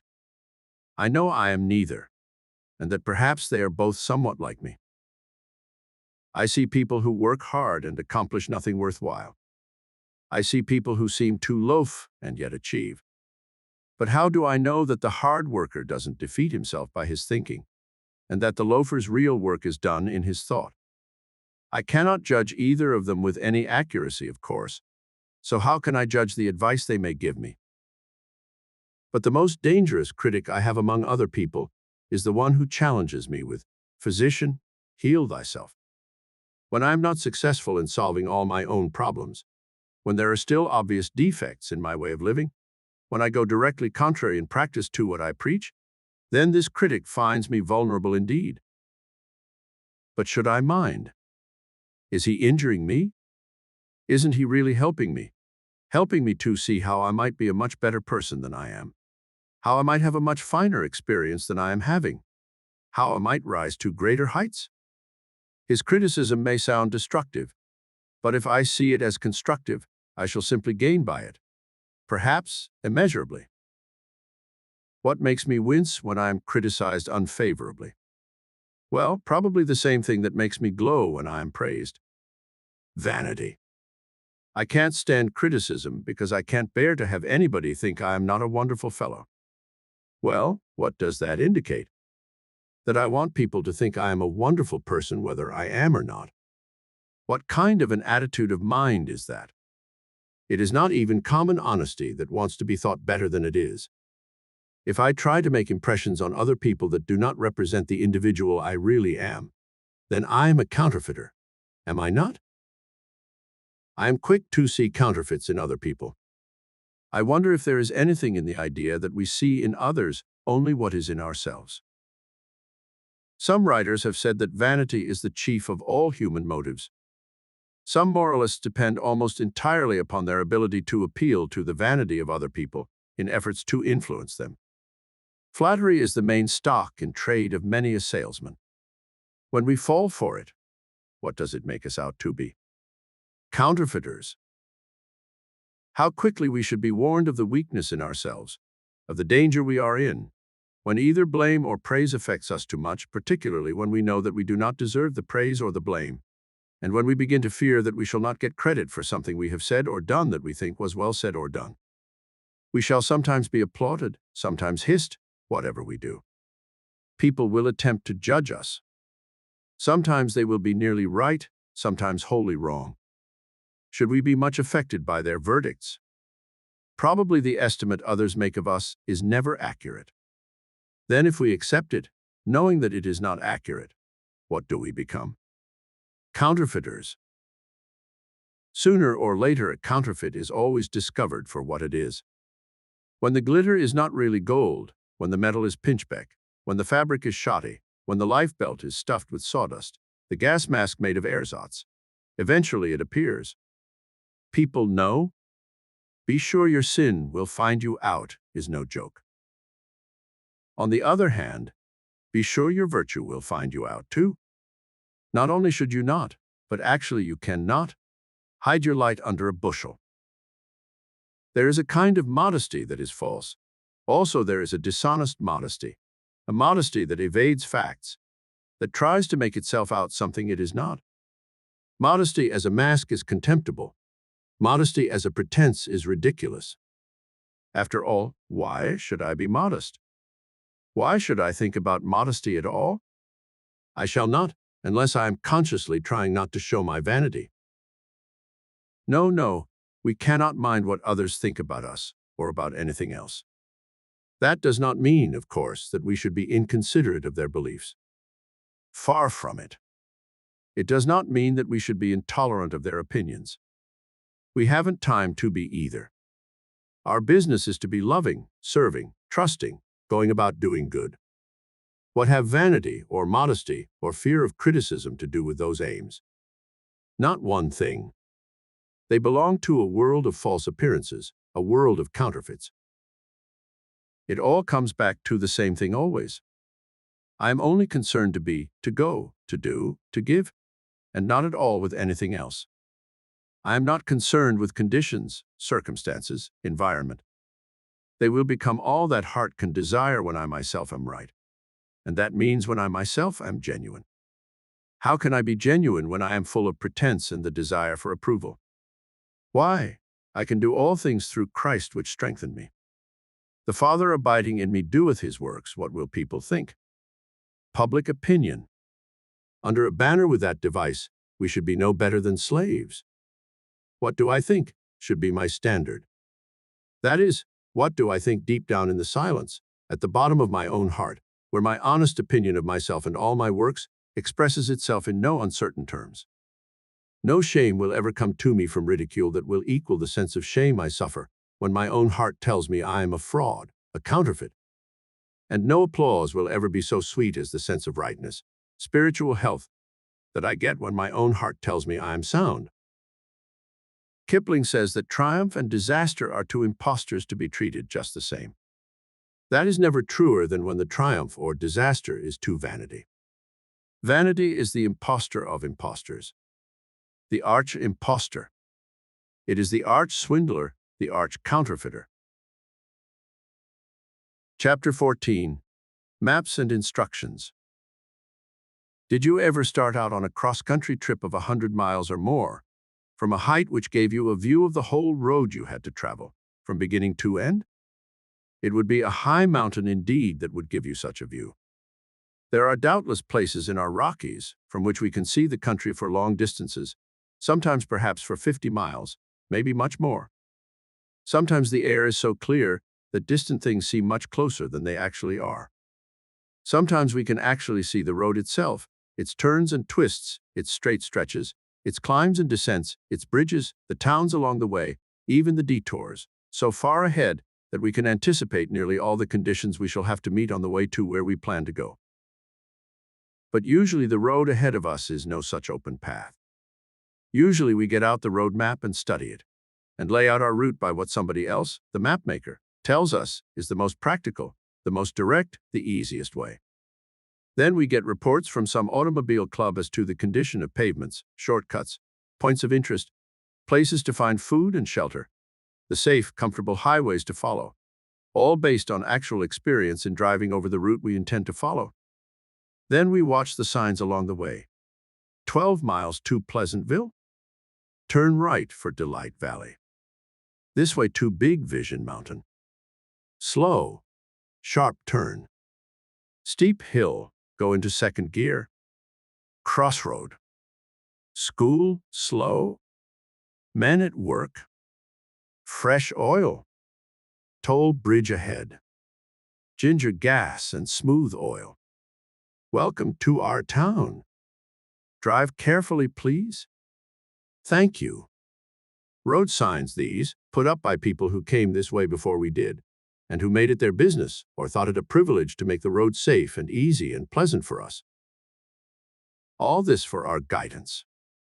All we have to do is to observe simply and follow instructions quietly and easily and naturally, and we get along fine. If we follow this guidance simply and naturally. Guidance. But what do we do about guidance on a long, long road, very little of which we can commonly see from any height? The road we call life. Do we get a road map, ask people who know from experience, watch and obey the signs along the way?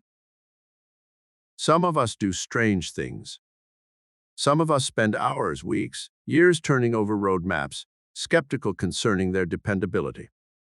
Some of us distrust everybody who tells us his experience. Some of us don't believe in signs. Some of us pull up beside the road and stop and wait and guess and worry. We seem to have an idea that some good angel is going to come along and take us in tow, or do our driving for us. Some of us just throw away all available information, release our brakes, step on the gas and go roaring along reckless of curves and hills and traffic and crossroads and men at work and all the rest, as if luck were the rule of the road, as if we had a heaven-given right to think that some special dispensation of providence might guard us from danger and carry us through. Then when things happen that we do not like, when accidents occur, or when nothing happens at all, or insurmountable obstacles oppose us, we grow sour, or bitter, or furious, or despairing, or resigned, and resent the fact that we have to travel the road at all, and abuse fate, or fortune, or God, whatever we think we believe in, for allowing us to suffer, for requiring anything of us, for putting us here in the first place. Some of us do still stranger things. I know a man who spends his time telling other people how to travel the road, but who neglects his family, dodges obvious duties, borrows money without any idea of paying it back, changes his plan every few weeks, yet sets himself up as an authority on life and living. I know a woman who always picks out the hardest thing she can find to do and tries to do that, who is a martyr at every opportunity, who looks upon life as a vale of tears, who seems to think that getting to heaven is mostly a matter of dodging hell, and who considers it her duty, or right, or privilege, to meddle in other people's affairs, as if she had been divinely appointed to set them right by mixing them up. I know another man who professes to be searching for truth, but who always puts up an argument against every idea that is presented to him. I know a man who has an ambition to achieve great things along a certain line of work, but who is always waiting for more favorable circumstances, for better ideas, for inspiration, and who devotes most of his time and effort to other things. I know boys and girls who profess to believe that everything in the way of maps and directions and signs is all bunk. They go along making whoopee, indulging in wild parties and getting over their effects, and sneering or making wisecracks about everything that has even a flavor of seriousness about it.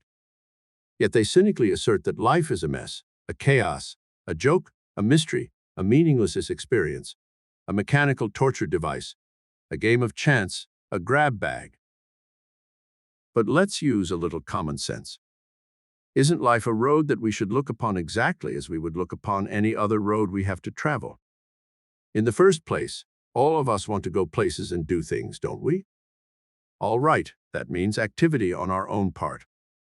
If we don't want other people to get all our rewards and have all our fun for us, we have to bestir ourselves. If we sit down idly, twiddle our thumbs and wait, some fruit may fall into our lap, but not much. It requires activity, effort on my part just to enjoy eating, to dance, to play baseball or hockey or ping pong or contract. I have to do something about it just to be well dressed or clean. I have to climb into bed just to sleep. Agreed? Well, I want to go to the city of happiness. The great mapmaker says that the only road is service. His instructions are, love the Lord thy God with all thy heart, and with all thy soul, and with all thy strength, and with all thy mind. and thy neighbor as thyself. The only rule of the road that he stresses is, whatsoever ye would that men should do unto you, even so do ye also unto them. He says, ask, and it shall be given you. Seek, and ye shall find. Knock, and it shall be opened unto you. And he adds, give, and it shall be given unto you. Then, in case any of us might be in doubt at any time about just how to follow any of these simple instructions, he has given us a traveling companion that is called the Spirit of Truth, who shall guide you into all the truth. He is the interpreter of my map and my instructions. Very well. The name God means good. I am to love the good with all there is in me. I am to treat my neighbor as I want him to treat me, not only giving him a square deal, but being as helpful to him as I can be, always. I am to act kindly toward him, speak kindly of him, think kindly about him, exactly as I want him to do toward me. Then I am to ask, seek, and knock actively in search of the things that are my heart's desires. Delight thyself also in Jehovah, and he will give thee the desires of thy heart. I am to give out what I want to get back. And when in doubt, I am to consult the Spirit of Truth, who travels along with me in my heart. Plain instructions, surely. The only thing that ever confuses me is how to consult the Spirit of Truth. Going into the silence is a mystery to many of us.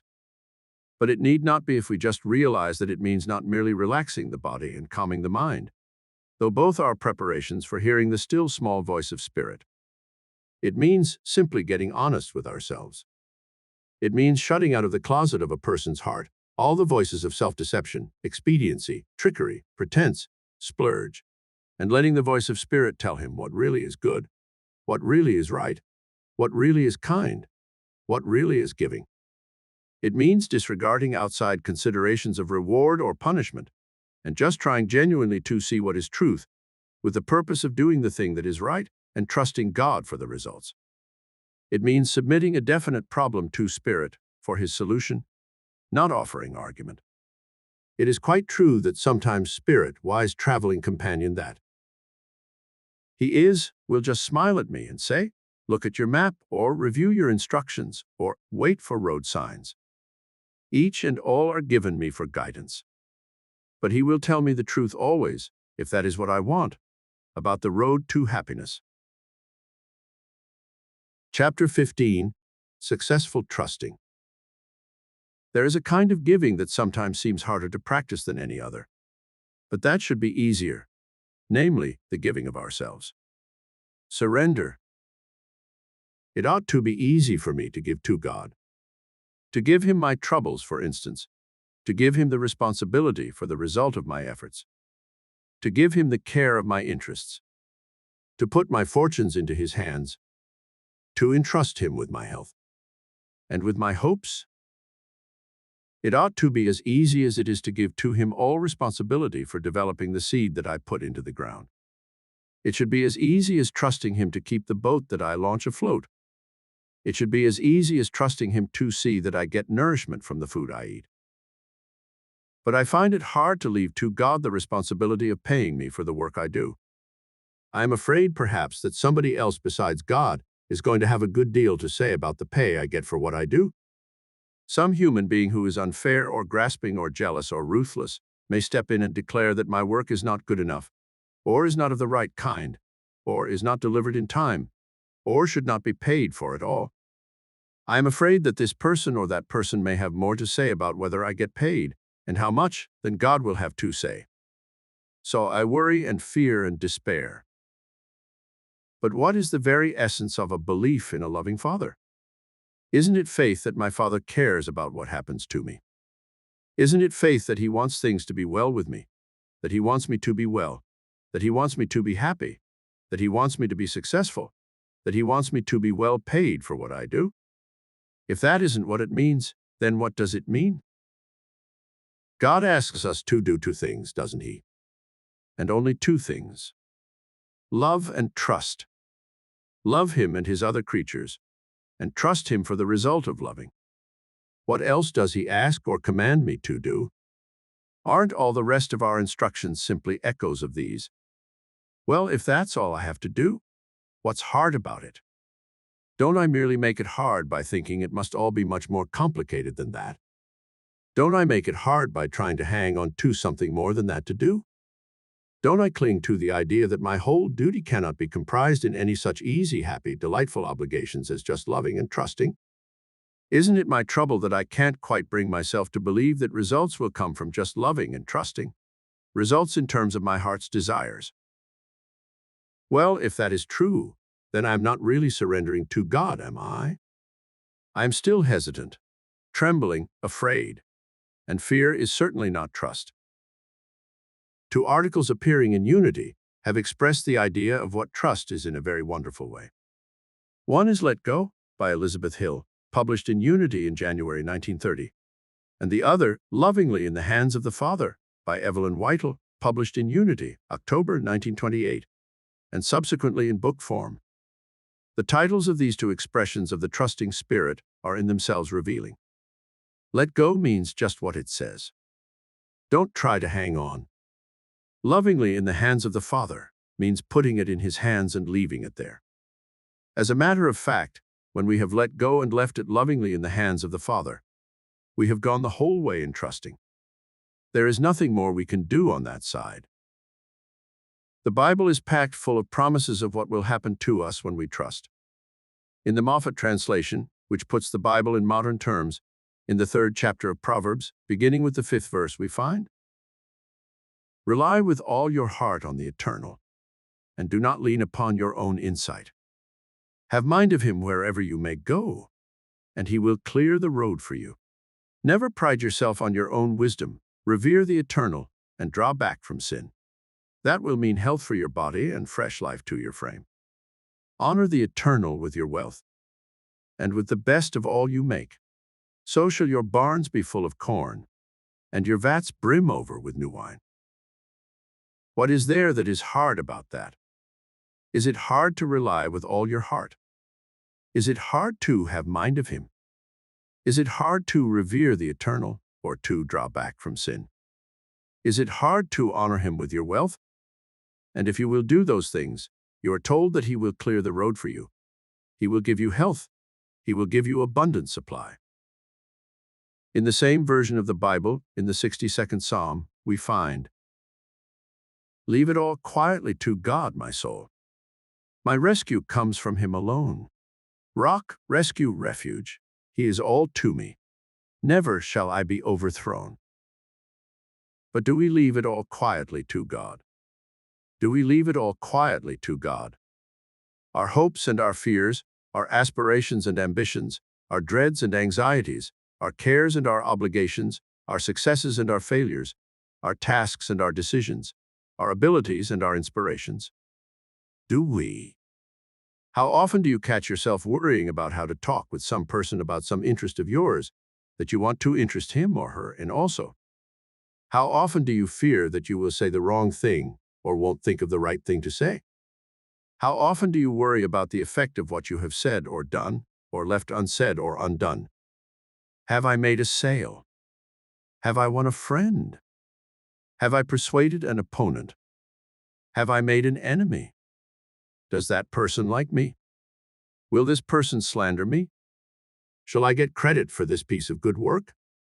Shall I be unfairly blamed for that? Shall I have enough money to pay my expenses next month, or next week, or tomorrow, or tonight? Can I afford to help this beggar?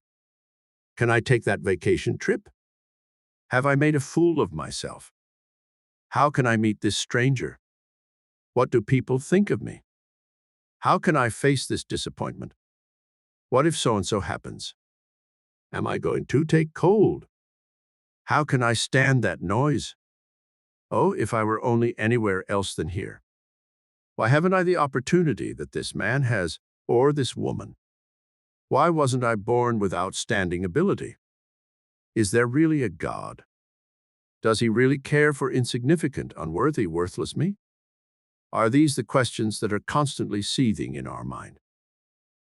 When we turn over and over such thoughts as these, or thoughts like them, what are we doing? Well, whatever we call it, it certainly is not trusting, is it? Wouldn't I say, if I really were trusting, leave it all quietly to God, my soul? Real trust means going all the way, leaving it quietly to God. An old book called The Christian Secret of a Happy Life by Hannah Whitall Smith has an inspiring thought in it. Trust, to that author of beautiful thoughts, means complete abandonment. Complete abandonment of all interest to God. She says that we should pay no attention to how we feel about it. Emotional sensation, as we might call it, has nothing to do with it. We just trust, that's all. We leave it all quietly to God. We abandon our interest to God's care. And since He has said that He will look out for them and keep them safe and forward them for us, why they will be looked out for, kept safe, and forwarded no matter how we happen to be feeling about it. If I had some money to deposit in the bank, would it make any difference so far as the safety of that money is concerned, whether I happen to feel enthusiastic or a little low at the moment when I deposited it? Well, what difference does it make how I feel when I deposit all my cares with God, so long as I deposit them? The secret of successful trusting, letting go, lies in leaving it lovingly in God's hands, in relying with all our heart, in leaving it all quietly to God doesn't it? In abandon, no matter how we feel. Try it. One sure thing is that it is the secret of peace. It is the secret of efficiency. It is the secret of power. It is the secret of achievement up to the limit of our possibilities. I can only do my best when I have peace of mind. I can have peace of mind only when I stop worrying. I can stop worrying only when I have hope. I can have hope only when my interests are safe, and my interests are safe only with God. Chapter 16. Good Bad News. Bad news is what seems to upset us most in our efforts to live a triumphant life. We try to fulfill the conditions we think God lays down, and then we begin to look forward to receiving the promised blessings. When the particular thing we hope for does not materialize at the particular time we hope to get it, we get disappointed and disheartened, rebellious or frightened, and in a panic we turn away from our faith and grasp at doubt, as if doubt were a refuge when faith fails. I knew a man who had a fine position in New York. He was the editor of a fiction magazine, a position he had always wanted to have, and his salary was better than any other salary he had ever had. He lived in a suburb, had a very comfortable house to live in, and nice furniture and congenial neighbors and many interesting friends. His work was easy, and he loved it. He was popular and looked up to. He had settled into what seemed a satisfactory career, with every evidence that it was permanent. It gave him opportunity to write as an avocation, which was the one thing he wanted most to do. His writings were being accepted and paid for at good rates and published in good papers and magazines. He was a man to be envied, he thought. Then suddenly, out of a clear sky, one day he received a note from his employer, the publisher, telling him that his services would not be needed after the following week. He was ousted from his comfortable job. His fine salary stopped. He had to give up his comfortable home. He had to move away from his congenial friends and neighbors. He looked upon that note from his employer, which began all this change of circumstances for him, as bad news. Very, very bad news. He had to leave New York, where he liked to live.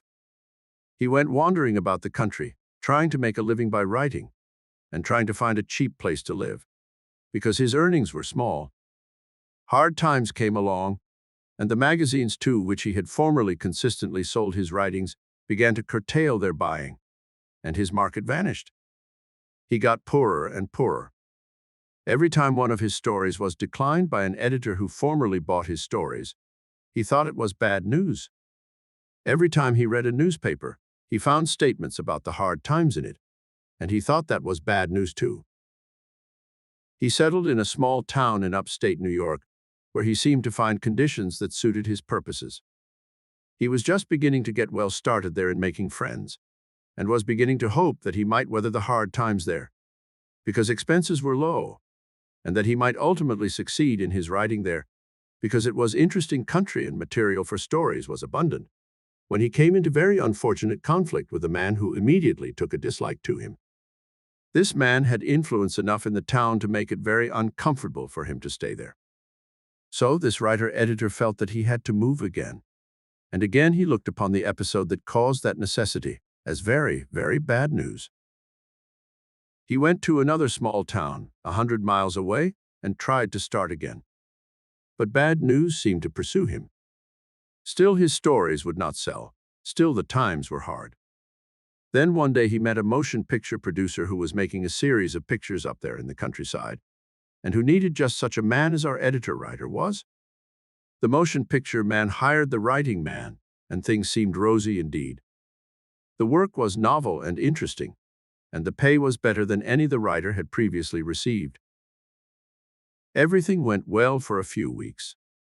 Then suddenly one day the motion picture company came to the end of its contract with the firm that distributed its product, and the contract was not renewed. Bad news in the shape of discharge from employment came once more into the writing man's experience. Bad news. Bad news.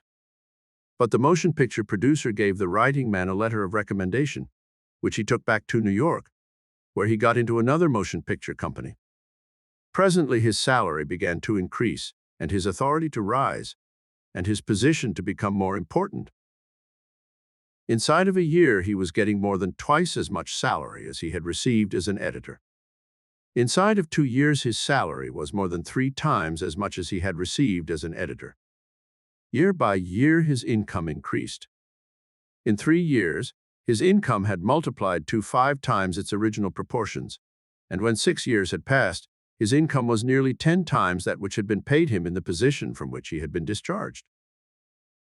Now, all other questions aside, where was the bad news? If he had not been discharged from his comfortable editorial berth, he would not have been footloose. If he had not been forced to reduce his expenditures, he would not have gone to the country.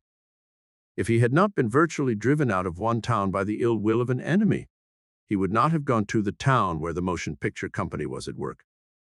If he had not failed to sell his stories to the magazines, he would never have taken a first job in the movies, and if the first job in the movies had not come suddenly to an end, he would never have gotten the later bigger ones. Bad news. What is bad news? This sounds like a chapter of accidents, but its meaning seems fairly clear. Bad news may not be bad news at all. It may be good news. It depends on how you look at it. It depends on how long you look at it. It depends on what you do with it, what you do about it. Instead of taking news that disappoints us or postpones events for which we are wishing as bad news, why not look more closely to discover just what it means? Why not take it for granted that it is good news? Good bad news, we may call it, if we are permitted to be whimsical. Why not take it for granted that all news is merely directions for the road that we want to travel? When you are driving cross-country, you come to a stop sign. You don't think that is bad news, do you? Of course it isn't. It is merely the best way of telling you that you have come to a highway, where the best way to avoid an accident is to stop till you are sure the road is clear for you to go ahead. Or you come to the top of a steep hill, and the safest thing to do is to go into second gear and go down slowly. Or maybe you have come upon a detour sign. Is that bad news? Maybe it seems so sometimes. But it simply tells you that a side road is the best way to get where you want to go. The detour and the stop may seem to delay you, but not so long as getting stuck in mud or sand, or turning back from a washed-out bridge, or having an accident would delay you. So the signs are good bad news. A large part of the news we get seems bad to us at first. But if we will look upon it as good, it will turn out to be good. There is all old saying, it is an ill wind that blows nobody good. It might be changed to read truthfully, it is an ill wind that does not blow good in the end. Paul says, overcome evil with good. Did you ever think of overcoming bad news with good, that is, by just seeing it as good news from the start? Surprising good news sometimes, of course, but nevertheless good. You will be astonished how suddenly and surely all bad news will be transformed into good news when you are determined to see it that way. Someone has said that we should look upon every event in life as a heavenly messenger, sent direct to us to show us the way to go or what to do to realize our heart's desires. That is one of the wisest and best of all sayings. Calling these messengers or messages good bad news is just a way of making the idea arresting, thought-provoking, memorable. It doesn't matter what we call news if we see it as good. No matter what the news is, if the weather mall says rain, if the letter that we looked for does not come, if the decision is against our hopes, if the bank fails, if the doctor shakes his head, just stop, look, and listen, and the real meaning of it will show itself. Bad news? What shall I do about it? Get still and think about it quietly.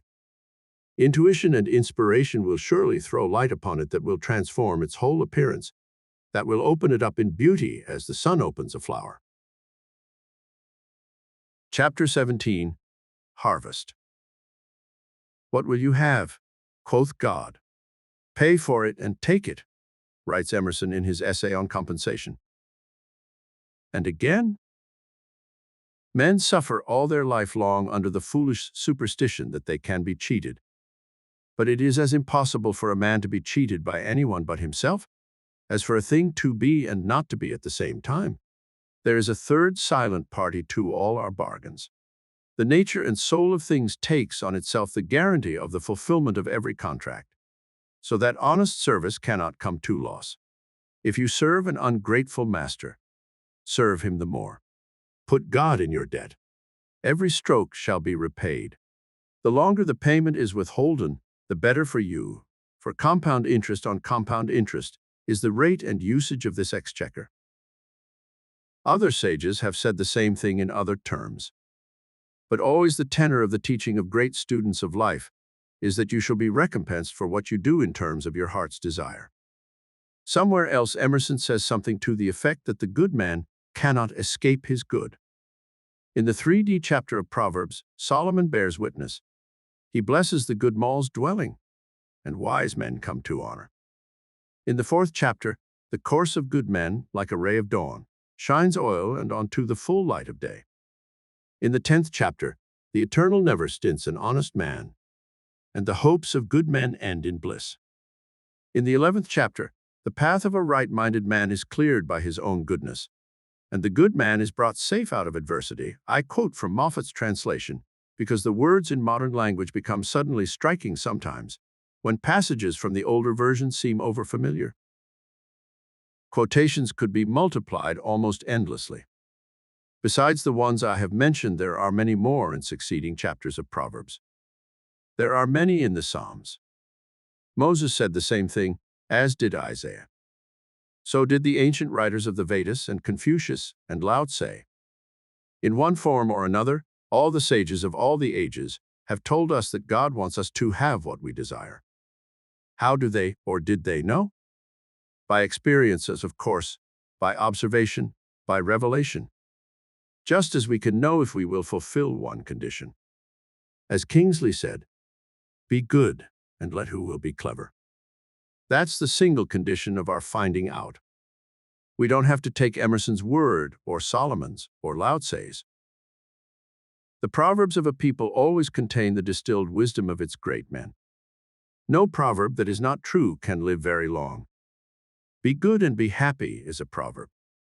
It has been ridiculed endlessly, but it is still alive because it is still true.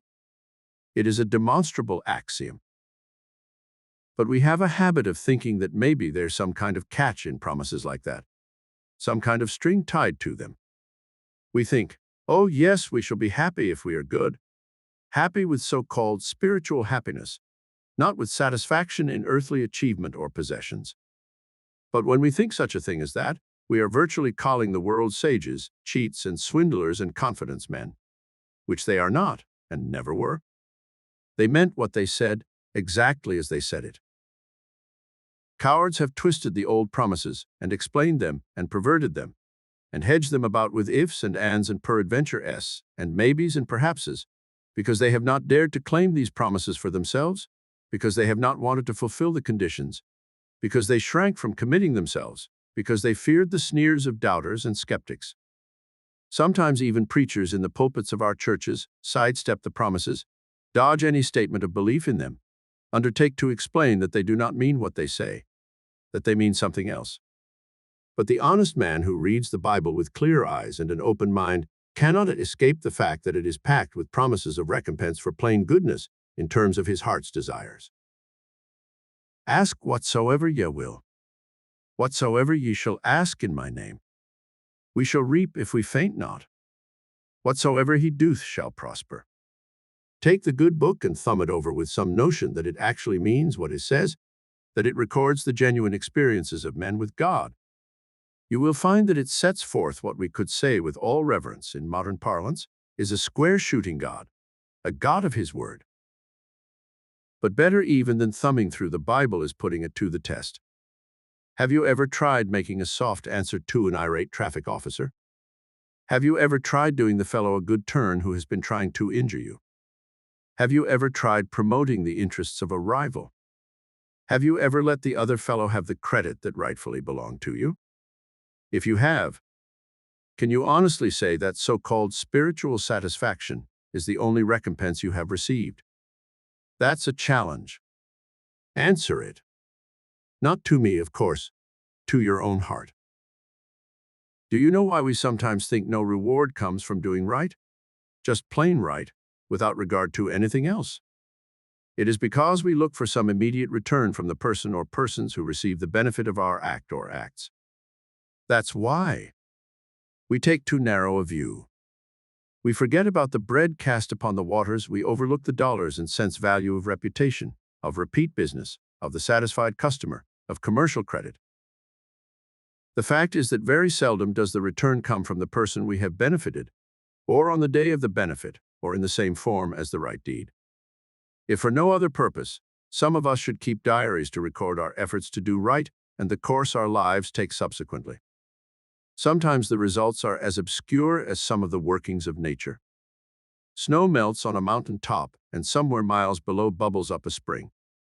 The glacier deposits soil that someday becomes a fertile countryside. A beetle we look upon as a nuisance destroys an unrecognized parasite pest. I trust in the Lord and do good today, and tomorrow in some emergency he directs my paths. I am merely kind today, and tomorrow somebody does me a special favor that more than balances the scales. If not tomorrow, maybe next week, maybe next year. But somebody objects. Next year is too long to wait. Why so? In the morning sow thy seed, and in the evening withhold not thy hand. For thou knowest not which shall prosper, whether this or that, or whether they both shall be alike good. If I want my good to be a steady inflowing stream, I must keep on doing good steadily. I should be a merchant of many enterprises, all going at once, and all eventually bringing back their meed of profit. Living is a marvelous enterprise. Right living brings a marvelous return, even during depressions. In the bright lexicon of truth, there is no such word as depression. God is no trickster. He is as honest with you and me as we are with ourselves. Yes, and much more honest. Basil King, in his Conquest of Fear, calls him the greatest of all paymasters, and says, "He pays me, and he pays me well. He will not fail to pay me." And God's standard of reward is abundantly above all that we ask or think. Spiritual reward. Certainly. That's the best part. But with all these things added, I think I have written elsewhere that it sometimes seems to me we ought to reverse our usual procedure. Instead of trying to provide material things for ourselves and leaving God to look after our spiritual affairs, we should attend to our spiritual affairs and let God take care of our material interests. Is not that exactly what he asks us to do? Isn't that what Jesus meant when he said, "Seek ye first his kingdom, and all these things shall be added, and your heavenly Father knoweth that ye have need of all these things"? O ye of little faith? Do you think God delights to befool you? Answer that. Not to me, in your own heart. Well, if not, then why not try this? Bring ye the whole tithe good deeds into the storehouse, and prove me God now herewith, if I will not open you the windows of heaven and pour you out a blessing. that there shall not be room enough to receive it. That's a challenge too. Why not take it up? Then you won't need to be guided by the sayings of other wise men. You yourself will be wise. You will know. Chapter 18. My own will come to me. All my life I have known in a vague way that getting money is the result of earning it, but I have never had a perfect vision of that fact till recently. If I give to anybody service of a kind that he wants, I shall get back the benefit myself. If I give more service, I shall get more benefit. If I give a great deal more, I shall get a great deal more. But I shall get back more than I give. If I give more to my employer than he expects of me, he will give me a raise, and on no other condition. What is more, his giving me a raise does not depend on his fair-mindedness. He has to give it to me or lose me, because if he does not appreciate me, somebody else will. But this is only part of it. If I give help to the man whose desk is next to mine, it will come back to me multiplied, even if he is apparently a rival. What I give to him, I give to the firm, and the firm will value it, because it is teamwork in the organization that the firm primarily wants, not brilliant individual performance. If I have an enemy in the organization, the same rule holds. If I give him, with the purpose of helping him, something that will genuinely help him, I'm giving service to the organization. Great corporations appreciate the peacemaker, for a prime requisite in their success is harmony among employees. If my immediate boss is unappreciative, the same rule holds. If I give him more in advance of appreciation, he cannot ultimately withhold his appreciation and keep his own job. The more you think about this law, the deeper you will see it goes. It literally hands you a blank check, signed by the maker of universal law, and leaves you to fill in the amount and the kind of payment you want. Mediocre successes are those of men who obey this law a little way, who fill in the check with a small amount, but who stop short of big vision in doing it. If every employee would only get the idea of this law firmly fixed in his mind as a principle not subject to wavering with fluctuating moods, the success of the organization would be miraculous. One of my fears is apt to be that by promoting the other fellow's success, I'm sidetracking my own. But the exact opposite is true. Suppose every employee would look at his own case as an exact parallel to that of his firm. What does his firm give for the money it gets from the public? Service. Service in advance. The better the service that is given out, the more is the money that comes back. What does the firm do to bring public attention to its service? It advertises. That is part of the service. Now, suppose that I, as an employee, begin giving my services to the firm in advance of all hoped for payment. I cannot do anything constructive in that firm's office or store or plant or premises that is not service, from filing a letter correctly to mending the fence or pleasing a customer, from looking up a word for the stenographer, to encouraging her to look it up herself, from demonstrating a machine to a customer, to encouraging him to demonstrate it himself, from helping my immediate apparent rival to get a raise, to selling the whole season's output. As for advertising myself, I begin advertising myself the moment I walk into the office or the store or the shop in the morning. I cannot help it. Everybody who looks at me sees my advertisement. Everybody around me has my advertisement before his eyes all day long. So has the boss, my immediate chief, and the head of the firm, no matter where they are. And if I live up to my advertising, nobody can stop me from selling my goods, my services. The more a man knocks me, the more he advertises me, because he calls attention to me. And if I am delivering something better than he says I am, the interested parties, my employers, will see it and will not be otherwise influenced by what he says. More than that, I must give to every human being I come in contact with, from my wife to the bootblack who shines my shoes, from my brother to my sworn foe. Sometimes people tell me to smile, but the smile I give must be a real smile that lives up to its advertising. If I go around grinning like a Cheshire cat, the Cheshire cat grin will be what I get back, multiplied. If I give the real thing, I'll get the real thing back, multiplied. If anybody objects that this is a selfish view to take, I answer him that any law of salvation from anything that has ever been offered by anybody for any purpose offers a selfish view. The only unselfishness that has ever been taught truly is that of giving a lesser thing in the hope of receiving a greater. Now, why am I so sure of this law? How can you be sure?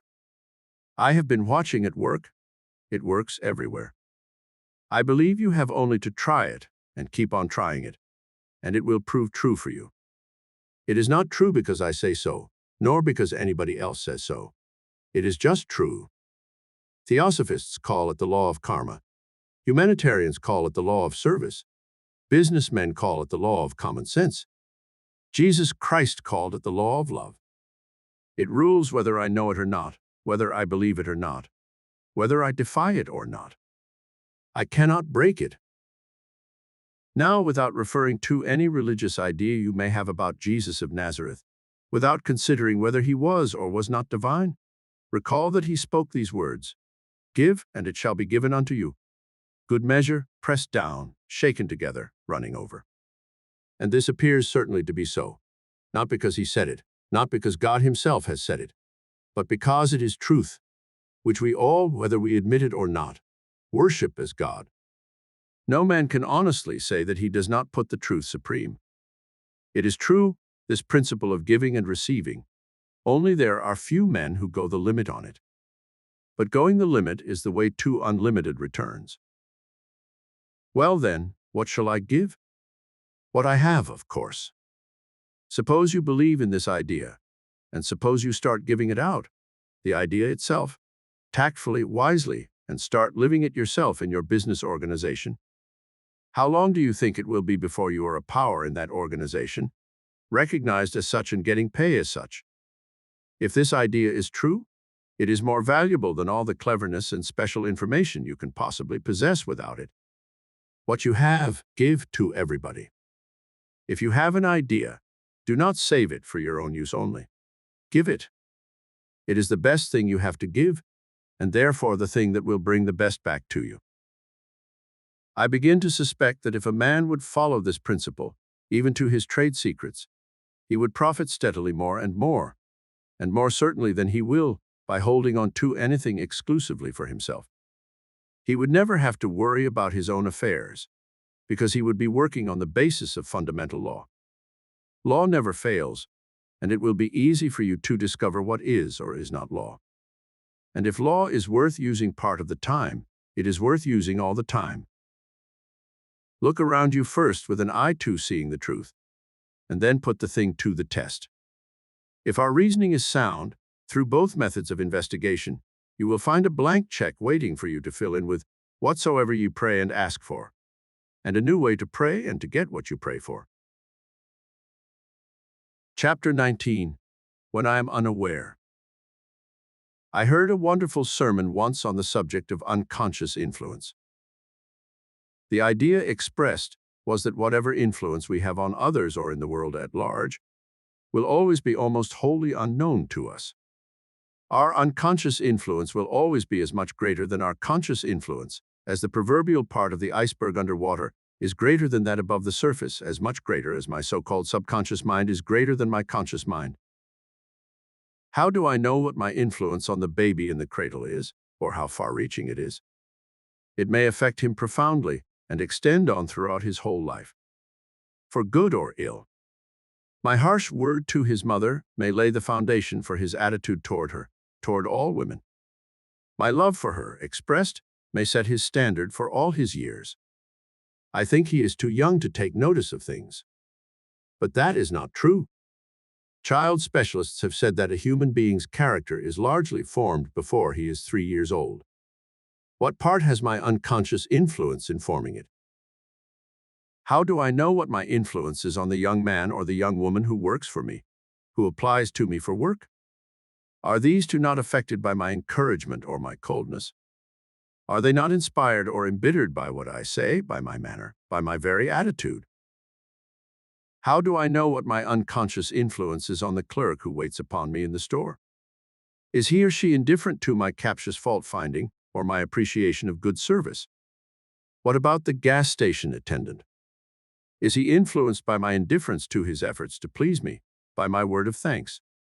What about my grocer, my barber, my bootblack, my chief clerk, my stenographer, my office boy? What about my employer or my partner? Is it possible that they watch me, each one, and take from me some cue for living? Is it possible that they live just a little differently because of contacts with me? Is it possible that I make them a little more miserable or a little more hopeful and happy because I pass their way? It has often been said that you can tell what a man's mood is by the way he blows the horn on the car. He is impatient, he is arrogant, he is ugly, he is courteous, he is considerate, he is kind. Can he tell what I am like by the way I blow my horn? Of course he can. He is just as intelligent and as open to impressions as I am. He is just as susceptible to passing influence. How am I affected by other people's unconscious influence? Why some people have affected the whole course of my life without being aware of it at all. There was the teacher in primary school or kindergarten who chose me to do an errand for her because my hair was brushed. There was the cousin who told me my nose was atrociously big. There was the crowd that laughed when I ran after a foul ball that flew up over my boyish head as I watched a high school game and muffed it. There was the drunken man who passed my home when I was 5 and staggered along with 1 foot off and 1 foot on the sidewalk. There was the man with the broken arm who sat and let the doctor set it, laughing and telling stories throughout the operation, while I watched in awe and admiration. There was the employer who always stopped talking when I burst in with something I wanted to say. There was the young man who kissed his father after a separation and was unashamed of affection before a hotel crowd. There was the college professor who gave me a second examination after I had flunked because he knew I could pass. There was the father who taught me to shovel the snow off the walk clean so that nobody else would have to sweep it after me. There was the mother who forgave me for lying to her and made me everlastingly ashamed of being untrue. There was the wife who believed in my ability to make good when I was apparently failing.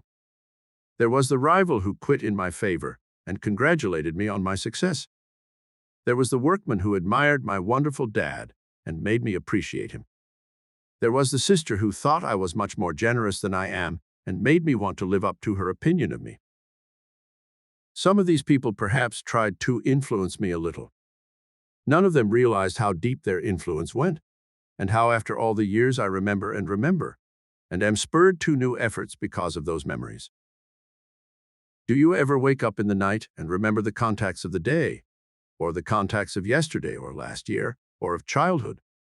Do you think those memories have no influence on you? Do you think the other people involved know that you are still thinking about those contacts with them? What do you suppose those people got out of the contacts with you? Do you know? Of course you don't. You think that they forget you. Well, they don't. They are just like you. They wake up in the night and think. Their hearts go down or their spirits rise because of something you did or said or looked, just as your courage ebbs or flows because of something they gave you. A word, an act, a glance, an attitude, a sigh, a laugh, a sob, a mean trick, an act of self-sacrifice, one of yours, was stamped upon their hearts and souls. Something you did, something you said, something you were, now makes them set their teeth and clench their hands, or shrug and laugh, or cower and shrink, or give and give. Think not. Well, you are much more important then than you know. God put you where you are to be a channel for His messages to somebody, to everybody, to all around you. You can't live and breathe and work and play without influencing the people all around you. Would it not be marvelous if that influence could only be a help and an inspiration always? How could you make it so? It is often said that we cannot consciously influence people very much. Why? Is it because the portion of ourselves that we are most conscious of is the portion that influences them least? Is it because what you are thunders so that I cannot hear what you say? Might it not be better if we stopped trying to be conscious of our influence and let the unconscious influence do the work? Perhaps you will ask yourself if I am consciously trying to influence you by what I am saying here. Well, whatever what I say is worth, you will be more influenced by something I'm not aware of saying. Of course, we try consciously to influence one another. If you know that there is a washout in the road, you will try to warn me of it. I may accept your warning and benefit by it, but you will never know that you have shamed me by the contrast between your thoughtfulness and my usual selfish indifference to the welfare of others, and that next time I am going to emulate you. Do you suppose the Good Samaritan had any idea that the Christ would hold his simple kindness up to the world as an example of what it is to be a good neighbor? Even if Jesus' parable about him was only fiction, Jesus had in mind some prototype who actually did something of the kind. So that prototype was unconscious of the impression he left in the mind of the master. Perhaps the reason why my unconscious influence is always greater than my conscious influence is that what I unconsciously show of my intention is always sincere. It is sincerity that influences people. Sincerity cuts deep. It convinces the mind and wrings the heart. It makes indelible impressions. It burns. Why? Because sincerity is truth, and truth is God. When good is expressed through me, it is God's own self-finding expression. Of course, it cuts deep and rings and burns and leaves an ineffaceable memory. Is not the best way to make my unconscious influence always helpful, always good, just to forget about conscious attempts to exert influence and let God attend to it? If I just try to express him, he will attend to it. What else have I to do in life but to express him? If I do, my influence will take care of itself. And consciously letting God express himself through me, think what may be my unconscious influence upon myself. Chapter 20. You can't beat spiritual law. The law is that what I give out comes back to me multiplied. Then the way to success of any kind, as I may convince myself by experience, is to begin giving out what I want to have come back. If I have no money, obviously I cannot give money. But money is the mere symbol of service, and I can always give service of some kind. The way for me to give is to give something that I have to the person nearest to me who needs it most, without expectation of return from him or her, knowing that God is my paymaster, and that he is the best of all paymasters. He will pay me, and he will pay me well. He will not fail to pay me, writes Basil King. He will begin paying me when I begin working exclusively for him. He will not let me work on and on without any encouragement or sign of his approval, just to see how long I can stand it. He will give me the help I need because he cannot help giving it.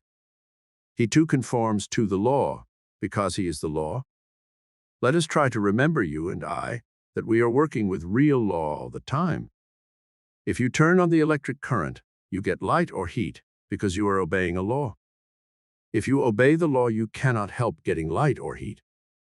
Well, if you turn on the law of giving, you cannot help receiving, can you? The greatest blessing that ever came into my life, and I mean concrete, material blessing too, and not some imaginary or vague uplift of spirit, came when I took up a bit of service I was asked to perform at a time when I was in what I thought desperate straits for material things. It looked as if there was not a chance in the world that any money would come to me as a result of this service. It was not a service for which money is paid. I have never been paid for it in money. As I continued in the service, I did not see that it produced any opportunity to get money. All that it produced was the opportunity to give more unremunerative service. Plenty of people were willing to have me serve them in certain ways. But I had made up my mind that giving was the way to receiving, and I had the sense to stick to it. Or I may better say, I was led to stick to it simply because I was trying to find out how to obey the law. I thought it was not going to pay. I was accustomed to saying that I had tried everything and that nothing produced for me, and I grew discouraged and desperate. But all the time I got along. I was taken care of, in what I thought little ways and ways that did not satisfy me, to be sure, but I was encouraged to go on serving. Emerson says, "If you serve an ungrateful master, serve him the more. Put God in your debt. Every stroke shall be repaid. The longer the payment is withholden, the better for you, for compound interest on compound interest is the rate and usage of this exchequer." I read that over and over and learned it and repeated it and thought it and believed it. Then I learned by heart what Jesus says, "Give, and it shall be given unto you." And I repeated that, and repeated it, and believed it, and stuck to my giving everything I had to the thing I was called upon to do. I am not setting myself up as a model for you. I am simply telling you about a method that did for me what you want done for you. It is like repeating to you a recipe for bread that I once found made good bread, and telling you that it will make good bread for you also if you will follow it exactly. This was my experience when I began to give service. Presently, things began to come to me in unexpected ways, from sources that to all appearances were entirely unconnected with the work I was doing, and I began to get fulfillment of my heart's desires. I cannot detail all the things that happened to me, but I can tell you this: I found that the way out of an individual trouble is exactly what Jesus says it is. Why not follow it just as carefully as you would follow a bread recipe? That is, put in all the ingredients in full measure. For with what measure ye mete, it shall be measured unto you. Just let go of worry and believe that the law is going to work. It is, because when people are really willing to do all they really know as their share, if it is law, it never fails to work. Let us apply the principle. Does not your own experience teach you that it will prove itself? If you want a job, begin giving service somewhere along that line. Let us see. God says that if you will commit your ways to Him, He will direct your paths. If you do not know what vocation you should be in, give your services along any line, and your particular line will open to you. Whatsoever He doeth shall prosper. So you will find everything that your heart desires: health, money, friends, success, the development of your talents, home, prosperity, love, happiness. For God, if He is law, does not stint anybody. God is the law of love, and He loves you. He sets you the example that He wants you to follow. He gives lavishly, regardless of return, patiently, joyously. Suppose we try His method. Imitate God. He knows how to obey His own law, because He is the law itself. I do not mean to preach at you. As a matter of fact, I am merely rejoicing on paper that this is all true, and that it has been given me to find it out. The blessing of finding it out came through practicing the law of giving and receiving at a time when I seemed not to have a thing in the world to give, except an idea or two that I thought somebody else might use. I mean to continue to practice the application of this law, just as I practice paying my fare on the trolley line, knowing I shall get a ride. Both laws work in the same way. They do. And they never slip up, if I may use such an expression for the sake of emphasis. Never. Never. They cannot. Things are made that way. Seeds grow to plants when they are planted. All the service that you give out brings its return. These are your planting. Deeds, words, thoughts, everything. Chapter 21. Now is the accepted time. Be ye therefore perfect, Jesus said. That seems a hard saying, doesn't it? Because we look upon perfection as a goal so far beyond us. But He added, even as your Father which is in heaven is perfect. Isn't this the clue to our approach to the ideal? If we let God express Himself through us, will the result fall short of perfection? The Father abiding in me doeth His works. There is a fragment of a verse somewhere that says, having done all to stand. Doesn't that mean that, having let go and placed our problem lovingly in the hands of the Father, leaving it all quietly to God, we shall find ourselves arriving at contentment, happiness, peace. And the greatest of these is peace.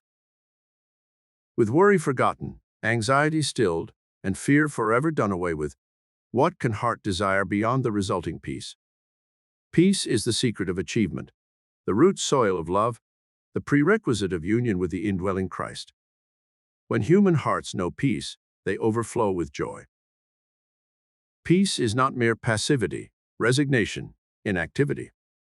It is utter well-being, conscious and unconscious. Peace is heaven. Must we wait till the world is at peace, till crime and war and sin vanish from the earth, before you and I can have peace? Certainly not. Peace is an atmosphere of the heart, a state of the individual soul, and has nothing to do with environment or circumstance. 1,000 shall fall at thy side, and 10,000 at thy right hand, but it shall not come nigh thee. The 91st Psalm tells what peace is. It is dwelling in the secret place of the Most High. We all know what peace is, even if only from momentary experiences of it. It is the priceless summum bonum toward which our heart forever yearns. Yet it is within our reach, yours and mine, if we are only content, having done all to stand.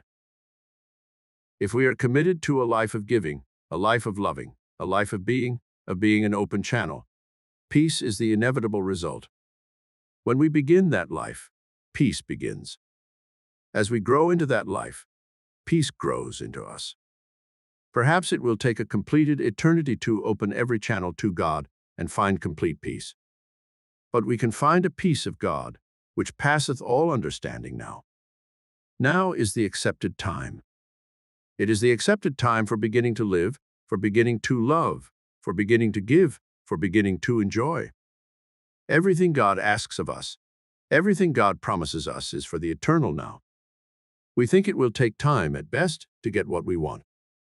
How long would it take to become galvanized if you should take hold of a live wire? God is a live wire, and heaven is the current that flows through him. Does it shock you to think in such simple terms of God? Why? Isn't electricity one of the manifestations of God's power? God tells us to think simply as a child. But, you say, not all of God's laws work instantaneously. We are told about planting and waiting for the harvest. That illustrates one phase of working with God. I spoke of the live wire to illustrate another phase. Time concerns matters of material earthly things. For food and clothes and houses and money I may have to wait a while. But for the big things I do not have to wait at all. If I begin really to work with God, the instantaneous result is love. If I really actually leave all results quietly to God, the instantaneous result is peace. The instantaneous result of peace is joy. What do I think food and clothing and houses and money will give me anyway? Will they give me love and peace and joy? It is only the arrival of the things added that takes time. The coming of the kingdom is instantaneous, the instant we seek. Ye shall seek me and find me, when ye shall search for me with all your heart. When? When ye shall search for me. The addition of the things that my heavenly Father knows I have need of will follow, inevitably. But isn't it going to take time for me to do the things referred to in the phrase, having done all to stand? Yes, if you think so. But why should you think it takes time to leave it all quietly to God? That is all you have to do. But I have to love my enemies. Won't that take time? Of course, if you think so. But suppose you leave all that quietly to God. But won't it take time for me to begin to love? If you think so, yes. But if you turn to God with the thought of loving them that despitefully use you, before you ask, he will answer. Then it is all a matter of my thinking? I don't know how to think right. It will take time for me to learn, if I ever do. Will it? Why not leave all that quietly to God? That's right thinking, isn't it? But wait a minute. Won't it take time for me to begin to give? The essence of giving is in the thought of giving, isn't it? We've discussed the time it takes to think. Well, anyway, it is going to take time for me to receive.